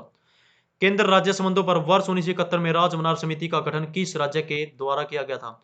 तमिलनाडु के द्वारा। एक उच्च न्यायालय का न्यायाधीश अपना त्यागपत्र किससे संबोधित करता है? ये राष्ट्रपति को संबोधित करता है। इलाहाबाद उच्च न्यायालय का गठन कब हुआ था? वर्ष 1866 में। आगे देखेंगे, न्यायालय में कार्यवाही लंबित होने की दशा में लागू की जाती है प्रतिषेध, यानी ये रिट जारी की जाती है, प्रतिषेध रिट। ओह वाह, आपने तो रोग काट दिया, रोग। ये तो इतनी बढ़िया राइटिंग। क्या लिखा है ये लिखा है कि आपको दिए जाते हैं 1 लाख रुपए का चेक। देखिए कौन सी रिट जारी की जाती है, दोबारा लिख रहा हूं कि ज्यादा साफ हो गया था ना वो। ये रिट जारी की जाती है प्रतिषेध। बच्चों को चक्कर आ जाता देख के, इसलिए मैंने थोड़ा वैसे लिखा। राज्य के उच्च न्यायालय का मुख्य क्षेत्राधिकार के अंतर्गत कौन सा अधिकार नहीं आता? परामर्श संबंधी क्षेत्र का अधिकार नहीं आता। भारत की संघीय शासन प्रणाली किस देश के संविधान से प्रेरित है? कनाडा से। किस सूची के विषय पर केंद्र व राज्य सरकारें दोनों कानून बना सकती है? समवर्ती सूची में। केंद्र राज्य संबंध किस अनुसूची में है? ये 7वीं अनुसूची में है, केंद्र राज्य संबंध। अंतर्राज्यीय परिषद का उपबंध किस अनुच्छेद में किया गया है? ये अनुच्छेद 263 में किया गया है। ये इंटर स्टेट काउंसिल है जो। भारतीय संविधान का अनुच्छेद 249 राज्य सूची के विषयों के संबंध में संसद के विधायी शक्तियों से संबंधित है। सरकारी आयोग का गठन संघ और राज्यों के मध्य संबंधों की समीक्षा करने के लिए हुआ था। सरकारी आयोग का गठन कब किया गया था? यह मार्च 1983 में किया गया था। सरकारी आयोग का गठन, सरकारिया, क्या नाम है जी? सरकारिया। ऐसा कैसे हो सकता है? सरकारिया आदमी था ये? नहीं, सरकारिया नाम भी था, बाद में सरनेम। रेडियो एवं दूरदर्शन के विज्ञापन पर कौन रोक लगाता है? राज्य सरकार। अंतर्राज्यीय परिषद का पदेन अध्यक्ष कौन होता है? प्रधानमंत्री। प्रधानमंत्री की अनुपस्थिति में अंतर्राज्यीय परिषद की अध्यक्षता उसके द्वारा नियुक्त कैबिनेट स्तर के मंत्री के द्वारा की जाती है। अनुच्छेद 262 के अंतर्गत प्रदत्त शक्तियों के प्रयोग से संसद द्वारा नदी बोर्ड अधिनियम 1956 तथा अंतर्राज्यीय जल विवाद अधिनियम 1956 पारित किया गया। जल विवाद अधिनियम 1956 के अंतर्गत केंद्र सरकार ऐसे विवाद के समाधान के लिए न्यायाधिकरण की स्थापना भी कर सकती है। आयोग एवं समितियां देख लेते हैं। केंद्र राज्य संबंधों पर विचार करने के लिए समय समय पर विभिन्न आयोग एवं समितियों का गठन किया गया जो निम्नवत हैं। देखिए आयोग कौन कौन से बने हैं, ट्रिक के माध्यम से बताऊंगा आपको। आयोग एवं समितियां, प्रशासनिक सुधार आयोग 1966 में बना, अध्यक्ष कौन थे? मोरारजी देसाई। राजमनार समिति 1969 में DPV मनार इसके अध्यक्ष थे। सरकारी आयोग 1983 में रंजीत सिंह सरकारिया इसके अध्यक्ष थे। शीतलवाड़ समिति 1996 में MC शीतलवाड़ इसके अध्यक्ष थे। पुंछी आयोग 1907 में 2007 में और मदन मोहन पुंछी इसके अध्यक्ष थे। अब इनकी ट्रिक देख लीजिए, काल क्रम अनुसार, यानी सबसे पहले इनमें से कौन बना था? कौन से आयोग हैं ये देखिए, ये है केंद्र राज्य संबंधों पर विचार करने के लिए जो आयोग बने थे वो हैं ये। देखिए क्या है, पर राज सर शीतल के पीछे पड़े हुए हैं। क्यों पड़े हुए हैं उसके पीछे? उसको पास करवाना चाहते हैं ना, इसलिए। देखिए पर यानी प्रशासनिक राज राजमनार, और सर सरकारिया, शीतल शीतलवाड़, और पीछे यानी पुंछी। पर प्रशासनिक राज राजमनार। काफी वीडियो को पॉज करके देख लीजिएगा, एग्जाम में रिपीट होते रहते हैं इसमें प्रश्न, मिलान के लिए पूछ लेता है, मिलान के लिए प्रश्न बना दिया जाता है। अब मैं राज सर से निवेदन करूंगा कि अगर बच्ची पास हो गई तो अब और पे ध्यान दीजिए। केंद्र राज्य संबंधों को विशेष रूप से किस संदर्भ में म्यूनिसिपल संबंध कहा गया है? ये वित्तीय मामलों में राज्य पर केंद्र के नियंत्रण के संदर्भ में। संविधान के किस अनुच्छेद में प्रावधान किया गया कि विधि के प्राधिकार के बिना न तो कोई कर लगाया जा सकता है और न ही एकत्रित किया जा सकता है? ये अनुच्छेद 265 में। अंतर्राज्यीय परिषद का गठन कब किया गया था? ये 18 मई 1990 में इंटर स्टेट काउंसिल का जो गठन हुआ था। किस अनुच्छेद के अंतर्गत राज्यसभा में उपस्थित और मतदान करने वाले सदस्यों के 2/3 बहुमत से पारित प्रस्ताव द्वारा संसद को किसी नई अखिल भारतीय सेवा के सृजन का अधिकार दिया गया है? अनुच्छेद 312 के अंतर्गत। संघ द्वारा कौन सा कर है जी? देखिए, लगाया व वसूला जाता है तथा संघ तथा राज्यों में बांटा जाता है। ये कृषि आय के अतिरिक्त आय पर कर लगाया जाता है। भारतीय संघ के किस भाग में केंद्र राज्य विधायी संबंधों का विवरण दिया गया है? ये भाग 11 में दिया गया है, केंद्र राज्य विधायी संबंधों का विवरण। जल संबंधी विवादों का न्याय निर्णय किस अनुच्छेद के अंतर्गत आता है? जल संबंधी विवाद निपटाए जाते हैं 262 अनुच्छेद के अंतर्गत। यह सुझाव किस समिति ने दिया कि राज्यपाल के प्रसाद परत राज्य मंत्री परिषद के पद धारित करने से संबंधित प्रावधान समाप्त कर दिए जाएं? राजमनार समिति ने। भारतीय संविधान के अनुच्छेद 352 के अनुसार राष्ट्रीय आपात की घोषणा युद्ध यानी वार, बाह्य आक्रमण एक्सटर्नल एग्रेशन अथवा शस्त्र विद्रोह के आधार पर की जाती है। तो काफी बार ये प्रश्न बन जाता है, काफी इंपॉर्टेंट फैक्ट है। क्या देता है प्रश्न में एग्जामिनर की, जैसे कि भारतीय संविधान के अनुसार राष्ट्रीय आपातकाल किस आधार पर, इनमें से कौन से आधार पर नहीं लगाया जाता, राष्ट्रीय आपातकाल नहीं लगाया जाता? तो एक में दे देगा युद्ध, एक में दे देगा बाह्य आक्रमण, एक में दे देगा शस्त्र विद्रोह। ये अब शस्त्र विद्रोह हो गया, पहले आंतरिक अशांति थी, इसमें एक चौथा पॉइंट दे देगा आंतरिक अशांति, तो वो गलत हो जाएगा। काफी ध्यान देना इस फैक्ट पे, काफी इंपॉर्टेंट है। अगला प्रश्न है, भारत में वित्तीय आपातकाल की घोषणा अभी तक एक बार भी नहीं की गई है। आपको पता होना चाहिए कि अभी तक हमारे देश में एक बार भी पैसों की कमी नहीं हुई है नेशनल इमरजेंसी के दौरान। क्या बात है, वाह जी वाह, ये तो तारीफ करने योग्य पॉइंट है जी, नोट कर लीजिएगा। बाकी आपातकाल तो लगते ही रहते हैं, आपको पता है कि स्टेट में 120 बार से ज़्यादा लग चुका है और 3 बार राष्ट्रीय आपातकाल लग चुका है।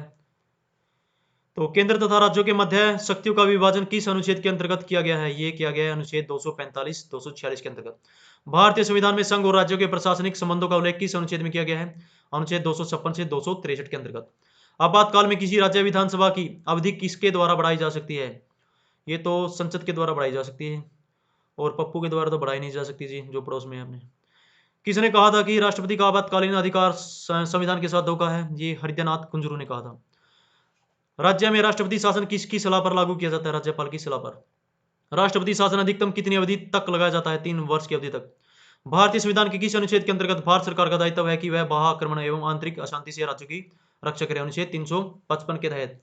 भारतीय संविधान के किस अनुच्छेद के अंतर्गत किसी राज्य में राष्ट्रपति शासन लागू किया जा सकता है? अनुच्छेद 356 के दौरान जो अनुच्छेद होता है राज्य में लगाया जाता है, और 120 से बार अधिक बार लगाया जा चुका है, 120 के आसपास। आगे देख लेते हैं अब तक की गई आपात घोषणाएं, काफी इंपॉर्टेंट है ये, मेंस एग्जाम के लिए भी काफी इंपॉर्टेंट प्रश्न होने वाले हैं। ये पॉइंट बिल्कुल अपने दिमाग में फिट रखिएगा, कोई भी अगर स्टेट पीसीएस की या फिर यूपीएससी की कर रहे हैं तो ये मेंस के लिए तो काफी इंपॉर्टेंट फैक्ट हैं। जैसे कि मैंने 8-10 इस वीडियो में 10 ऐसे फैक्ट बता दूंगा मैं जो मेंस के लिए point of exam point of view से काफी इंपॉर्टेंट है। अगर ये माइंड में रहेंगे तो बिल्कुल सही रहेगा। अभी तक अनुच्छेद 352 का प्रयोग 3 बार किया गया, देखिए 3 बार प्रयोग किया गया नेशनल इमरजेंसी में। कौन से हैं? पहली बार 26 अक्टूबर 1962 को आपात की घोषणा की गई थी। इसका कारण था कि सितंबर 1962 में चीन ने नेफा क्षेत्र पर आक्रमण कर दिया था। इस क्षेत्र को अब अरुणाचल प्रदेश कहा जाता है। आपात की दूसरी युद्ध घोषणा दिसंबर 1971 में पाकिस्तान द्वारा भारत के विरुद्ध अघोषित युद्ध छेड़ने के कारण की गई थी, और यह घोषणा मार्च 1977 तक लागू रही। ठीक है जी। और आपात की तीसरी युद्ध घोषणा आंतरिक अशांति के आधार पर 25 जून 1975 को की गई थी। देखिए मैंने बताया ना, पहले आंतरिक अशांति होता था, जो अब शस्त्र विद्रोह, इसको बदलकर शस्त्र विद्रोह कर दिया गया है। यह उद्घोषणा 21 मार्च 1977 को वापस ली गई। ठीक है, ये तीनों पॉइंट अपने माइंड में फिट बिठा लीजिए, लिखने में आसानी होगी। जैसे कि फैक्ट अगर माइंड में होगी तो फटाफट 5-6 नंबर को तो लिख ही देंगे।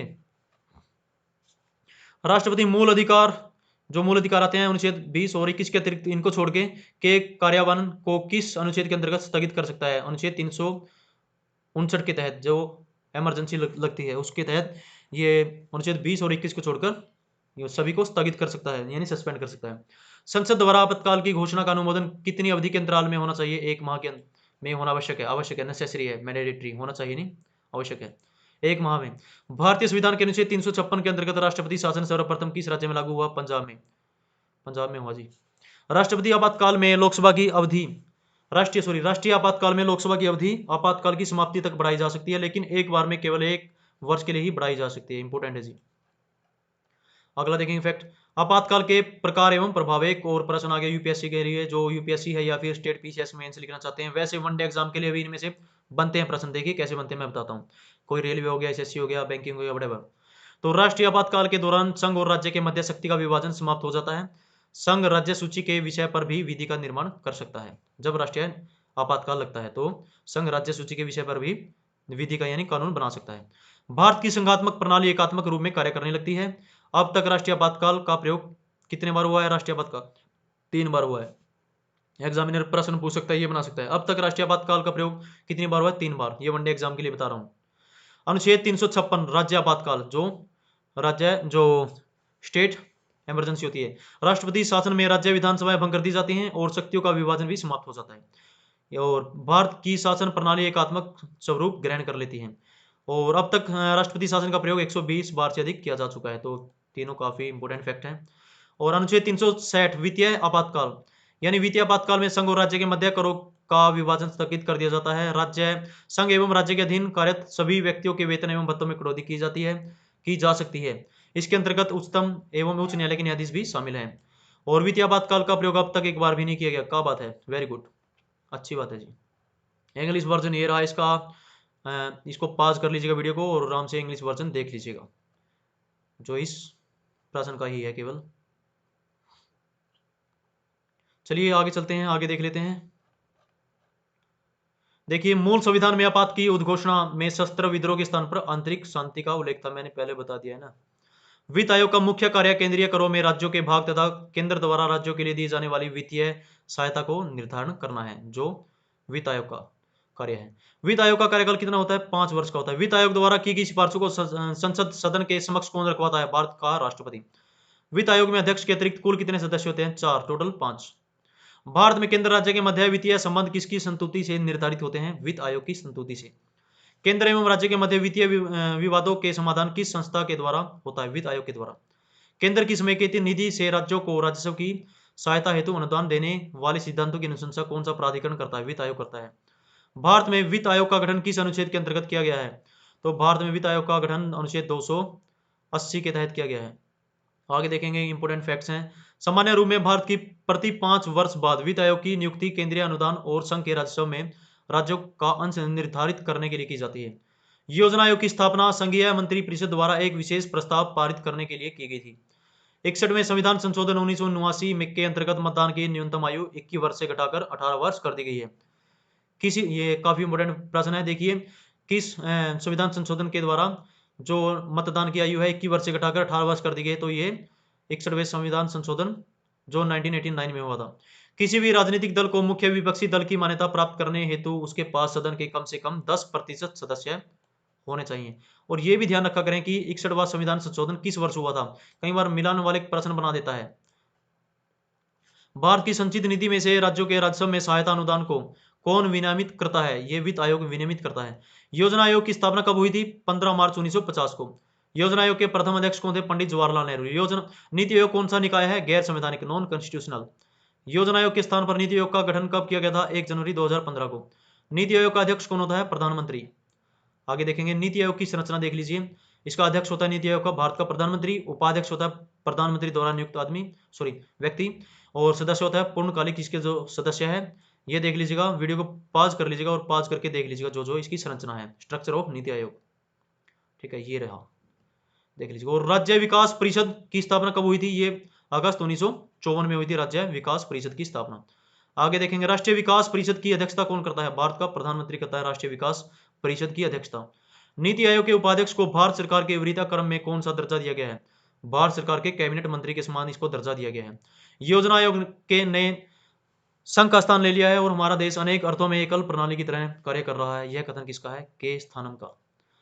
और वरीयता अनुक्रम जो टेबल देख लेते हैं प्रेसिडेंस के अनुसार, काफी इंपोर्टेंट है, बार बार परीक्षा में रिपीट होते ही रहते हैं, इसमें से प्रश्न बनते ही बनते हैं।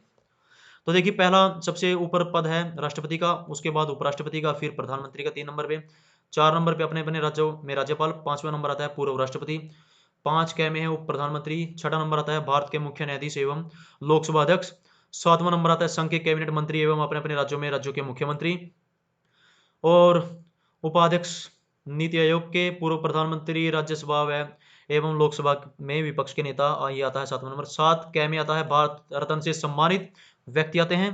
और 8वां नंबर पे आता है अपने अपने राज्यों के बाहर राज्य के राज्यपाल। 9वें नंबर पे आता है उच्चतम न्यायालय के न्यायाधीश। 9 कै में आता है अध्यक्ष संघ लोक सेवा आयोग, मुख्य चुनाव आयुक्त, भारत के नियंत्रक एवं महालेखा परीक्षक। 10वें नंबर पे आता है राज्य सभा के उपसभापति, ये आता है। तो राजनीतिक दल को राष्ट्रीय या क्षेत्रीय दल की मान्यता देने का अधिकार किसे प्राप्त है? ये चुनाव आयोग को। भारत के मुख्य निर्वाचन आयुक्त की पदावधि क्या है? 6 वर्ष या 65 वर्ष की आयु, जो भी पहले हो। नीति आयोग तथा राज्य सरकारों के मध्य समन्वयकर्ता का कार्य कौन करता है? राष्ट्रीय विकास परिषद करता है। अगला प्रश्न है, भारत के मुख्य चुनाव आयुक्त को किसके द्वारा नियुक्त किया जाता है? राष्ट्रपति के द्वारा। आंतरिक दलीय लोकतंत्र का उपयोग कहाँ होता है? दल के आंतरिक चुनाव हेतु, जो दल के पदाधिकारी के चयन हेतु समय समय पर होता है। संविधान के किस अनुच्छेद के अंतर्गत भारत के निर्वाचन आयोग का प्रावधान किया गया? अनुच्छेद 324 के अंतर्गत। मुख्य चुनाव आयुक्त को किस प्रकार उसके पद से हटाया जा सकता है? संसद के दोनों सदनों के सदस्यों द्वारा 2/3 बहुमत से प्रमाणित कदाचार के आधार पर। राष्ट्रपति का चुनाव किसके द्वारा संचालित किया जाता है? भारत के निर्वाचन आयोग द्वारा। भारत के मुख्य चुनाव आयुक्त किसके द्वारा नियुक्त किया जाता है? राष्ट्रपति के द्वारा। सांसदों की आयोग्यता संबंधी विवाद पर कौन निर्णय देता है? निर्वाचन आयोग के परामर्श से राष्ट्रपति देता है। संसद द्वारा किस व्यक्ति को चुनाव लड़ने के लिए अयोग्य करार दिया जाता है? न्यायालय द्वारा अपराधी घोषित किए गए व्यक्ति को। भारत में मताधिकार और निर्वाचित होने का अधिकार किस प्रकार का है? विधिक अधिकार है, यानी लीगल राइट है। राजनीतिक दलों को सर्वप्रथम संवैधानिक मान्यता किस वर्ष प्रदान की गई? वर्ष 1985 में। दिनेश गोस्वामी समिति का संबंध किससे है? लोकसभा चुनाव के सरकारी वित्तयन से। निर्वाचन आयोग को किस वर्ष 3 सदस्यीय आयोग बनाया गया? वर्ष 1989 एवं 1993 में। दल बदल विरोधक अधिनियम कब पारित किया गया? 15 फरवरी 1985 में। अनुपातिक प्रतिनिधित्व की आवश्यकता किस देश में नहीं होती? जहां द्विदलीय प्रणाली प्रचलित हो। द्विदलीय प्रणाली कहां पर प्रचलित है? देखना होगा, मे बी चाइना में हो या फिर द्विदलीय ये है रूस में, आई थिंक रूस में। निर्वाचन प्रक्रिया का आरंभ राष्ट्रपति द्वारा जारी की गई अधिसूचना से होता है, और यह अधिसूचना जनप्रतिनिधि अधिनियम 1951 की धारा 14 के अंतर्गत जारी की जाती है। राज्य लोक सेवा आयोग के सदस्यों की नियुक्ति किसके द्वारा की जाती है? राज्यपाल के द्वारा। स्टेट पब्लिक सर्विस कमीशन के जो मेंबर्स होते हैं या फिर जो भी इसके अध्यक्ष होते हैं। राष्ट्रीय मानवाधिकार आयोग अधिनियम 1993 के अनुसार इस आयोग का अध्यक्ष बनाया जा सकता है उच्चतम न्यायालय का सेवानिवृत्त यानी रिटायरमेंट मुख्य न्यायाधीश अथवा सेवानिवृत्त न्यायाधीश। किस आयोग की अनुशंसा पर सर्वप्रथम लोक सेवा आयोग की स्थापना की गई? वर्ष 1926 में ली आयोग की अनुशंसा पर। भारतीय प्रशासनिक सेवा और भारतीय पुलिस सेवा को समाप्त करने की सिफारिश किस आयोग ने की थी? राजमनार आयोग ने। संघ लोक सेवा आयोग की प्रथम महिला अध्यक्ष कौन थी? रोज मिलियन बेथ्यू। भारत में सर्वप्रथम लोक सेवा आयोग की स्थापना किस अधिनियम के द्वारा की गई? गवर्नमेंट ऑफ इंडिया एक्ट 1919 के द्वारा। आगे देखेंगे, राष्ट्रीय मानव अधिकार आयोग की संरचना। उच्चतम न्यायालय का सेवानिवृत्त मुख्य न्यायाधीश या उच्चतम न्यायालय का सेवानिवृत्त न्यायाधीश होता है, इसका सदस्य अध्यक्ष होता है जो, और सदस्य इसके ये हैं उच्चतम न्यायालय का कार्यकर्ता व सेवानिवृत्त रिटायरमेंट न्यायाधीश, उच्च न्यायालय का कार्यकर्ता व सेवानिवृत्त मुख्य न्यायाधीश, मानवाधिकार से संबंधित कार्यानुभव अथवा विशेष जानकारी वाले 2 व्यक्ति ये इसके सदस्य होते हैं। और जो पदेन सदस्य होते हैं इसके, ये पदेन सदस्य होते हैं राष्ट्रीय अल्पसंख्यक आयोग का अध्यक्ष, राष्ट्रीय अनुसूचित जाति आयोग के अध्यक्ष, राष्ट्रीय अनुसूचित जनजाति आयोग के अध्यक्ष, राष्ट्रीय महिला आयोग के अध्यक्ष, पिछड़ा वर्ग आयोग के अध्यक्ष, विकलांग व्यक्ति के लिए मुख्य आयुक्त, राष्ट्रीय बाल अधिकार सुरक्षा आयोग के मुख्य अध्यक्ष। जो राष्ट्रीय मानव अधिकार आयोग की संरचना है, ये देख लीजिएगा, मेंस एग्जाम के पॉइंट ऑफ व्यू से भी काफी इंपॉर्टेंट है। ये संरचना तो आपके माइंड में होनी ही चाहिए। तो कौन ऐसा स्टूडेंट है जो बता सकता है इसकी संरचना? बिल्कुल बता सकता है, इसको याद कर लीजिएगा। इसके प्रधान सदस्य कौन से हैं और इसके सदस्य कौन से और इसके अध्यक्ष कौन हो सकता है। काफी इंपॉर्टेंट है। 2, 4, 5 नंबर का अगर किसी, जैसे कि पहले एचएस में पूछा जाता था, लेकिन अब एचएस का भी यूपीएससी लेवल पे मेंस एग्जाम कर दिया है। देखिए, भारत के प्रथम लोकपाल की नियुक्ति। भारत के प्रथम लोकपाल की नियुक्ति के बारे में भी आपको पता होना चाहिए, वनडे एग्जाम के लिए भी या फिर मेंस एग्जाम के लिए भी। तो 23 मार्च 2019 को राष्ट्रपति द्वारा सर्वोच्च न्यायालय के सेवानिवृत्त न्यायाधीश पिनाकी चंद्र घोष को भारत का सर्वप्रथम लोकपाल नियुक्त किया गया। इसका चयन प्रधानमंत्री की अध्यक्षता वाली एक चयन समिति द्वारा किया गया। तो पूछ सकता है कि इस चयन समिति में कौन कौन सदस्य शामिल थे? तो भारत के सर्वोच्च न्यायालय के मुख्य न्यायाधीश रंजन गोगोई शामिल थे, लोकसभा अध्यक्ष सुमित्रा महाजन शामिल थी, एक प्रख्यात न्यायविद मुकुल रोहतगी शामिल थे जो अटॉर्नी जनरल है, अध्यक्ष पिनाकी चंद्र घोष, और जो इसके गैर सदस्य थे और इसके न्यायविद सदस्य, ये भी देख लीजिएगा। संचित निधि को समेकित निधि के नाम से भी जाना जाता है। लोक सेवा आयोग में एक अध्यक्ष के अतिरिक्त 10 अन्य सदस्य होते हैं। पूछ सकता है कि लोक सेवा आयोग में कुल कितने सदस्य होते हैं? 11 हो गए, एक अध्यक्ष और इसके अतिरिक्त 10 अन्य सदस्य। उत्तराखंड की द्वितीय राजभाषा कौन सी है? यह है संस्कृत, इसकी द्वितीय राजभाषा उत्तराखंड की।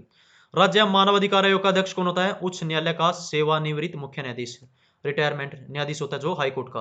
राज्य मानव आयोग का अध्यक्ष होता है। और आगे देखेंगे, भारत में लोकपाल एवं लोकायुक्त की स्थापना का सुझाव किसने दिया था? यह प्रशासनिक सुधार आयोग ने दिया था। संसद में प्रथम लोकपाल विधेयक किस वर्ष प्रस्तुत किया गया था? वर्ष 1968 में प्रस्तुत किया गया था। संविधान के किस अनुच्छेद के अंतर्गत लोक सेवा आयोग के सदस्यों को हटाया जा सकता है? अनुच्छेद 317 के अंतर्गत। किसी राज्य का लोक आयुक्त अपना प्रतिवेदन प्रस्तुत करता है राज्यपाल को। राष्ट्रीय संस्कृत विद्यापीठ कहाँ स्थित है? ये तिरुपति आंध्र प्रदेश में। नीतिज्ञों व अपराधियों के मेलजोल संबंधों की जांच करने वाली समिति कौन सी थी? वोरा समिति थी। उत्तर प्रदेश लोक सेवा आयोग के व्यय किस निधि पर भारित होते हैं? राज्य की सिंचित निधि पर। 8वीं अनुसूची में वर्ष 2003 में 4 भाषाएं किस संविधान संशोधन के द्वारा जोड़ी गई जिससे उनकी संख्या बढ़कर 22 हो गई? ये 92वें संविधान संशोधन के द्वारा जोड़ी गई थी। संविधान के किस अनुच्छेद में प्रत्येक राज्य में भाषीय अल्पसंख्यक वर्ग के बच्चों को उनकी मातृभाषा में प्राथमिक स्तर पर शिक्षा उपलब्ध कराने की व्यवस्था है? ये अनुच्छेद 350 का में। मैथिली भाषा को 8वीं अनुसूची के अंतर्गत किस वर्ष शामिल किया गया? वर्ष 2003 में शामिल किया गया। किस संविधान संशोधन द्वारा संविधान की 8वीं अनुसूची में नेपाली, कोंकणी एवं मणिपुरी भाषाएं जोड़ी गई? ये 71वें संविधान संशोधन द्वारा वर्ष 1992 में जोड़ी गई। भारतीय संविधान के अनुच्छेद 344 के अंतर्गत प्रथम राजभाषा आयोग का गठन कब हुआ था? यह हुआ था वर्ष 1955 में BG खेर की अध्यक्षता में। वर्ष 1957 में प्रथम राजभाषा संयुक्त समिति किसकी अध्यक्षता में गठित की गई थी? यह पंडित गोविंद वल्लभ पंत की उस अध्यक्षता में की गई थी। भारत की राजकीय भाषा संबंधी प्रावधान का संशोधन किस प्रकार हो सकता है? ये संसद से कम 2/3 बहुमत से। सिंधी भाषा को 8वीं अनुसूची में किस संविधान संशोधन द्वारा जोड़ा गया है? ये 21वां संविधान संशोधन 1967 के द्वारा। संविधान की 8वीं अनुसूची में सम्मिलित भाषाओं में से कौन सी दूसरी सर्वाधिक बोली जाने वाली भाषा है? ये है बंगाली। पंचायती राज किस सूची का विषय है? राज्य सूची का। संविधान की 73वें संशोधन द्वारा पंचायतों को निर्दिष्ट किए जाने वाले कार्य किस अनुसूची में वर्णित है? 11वीं अनुसूची में।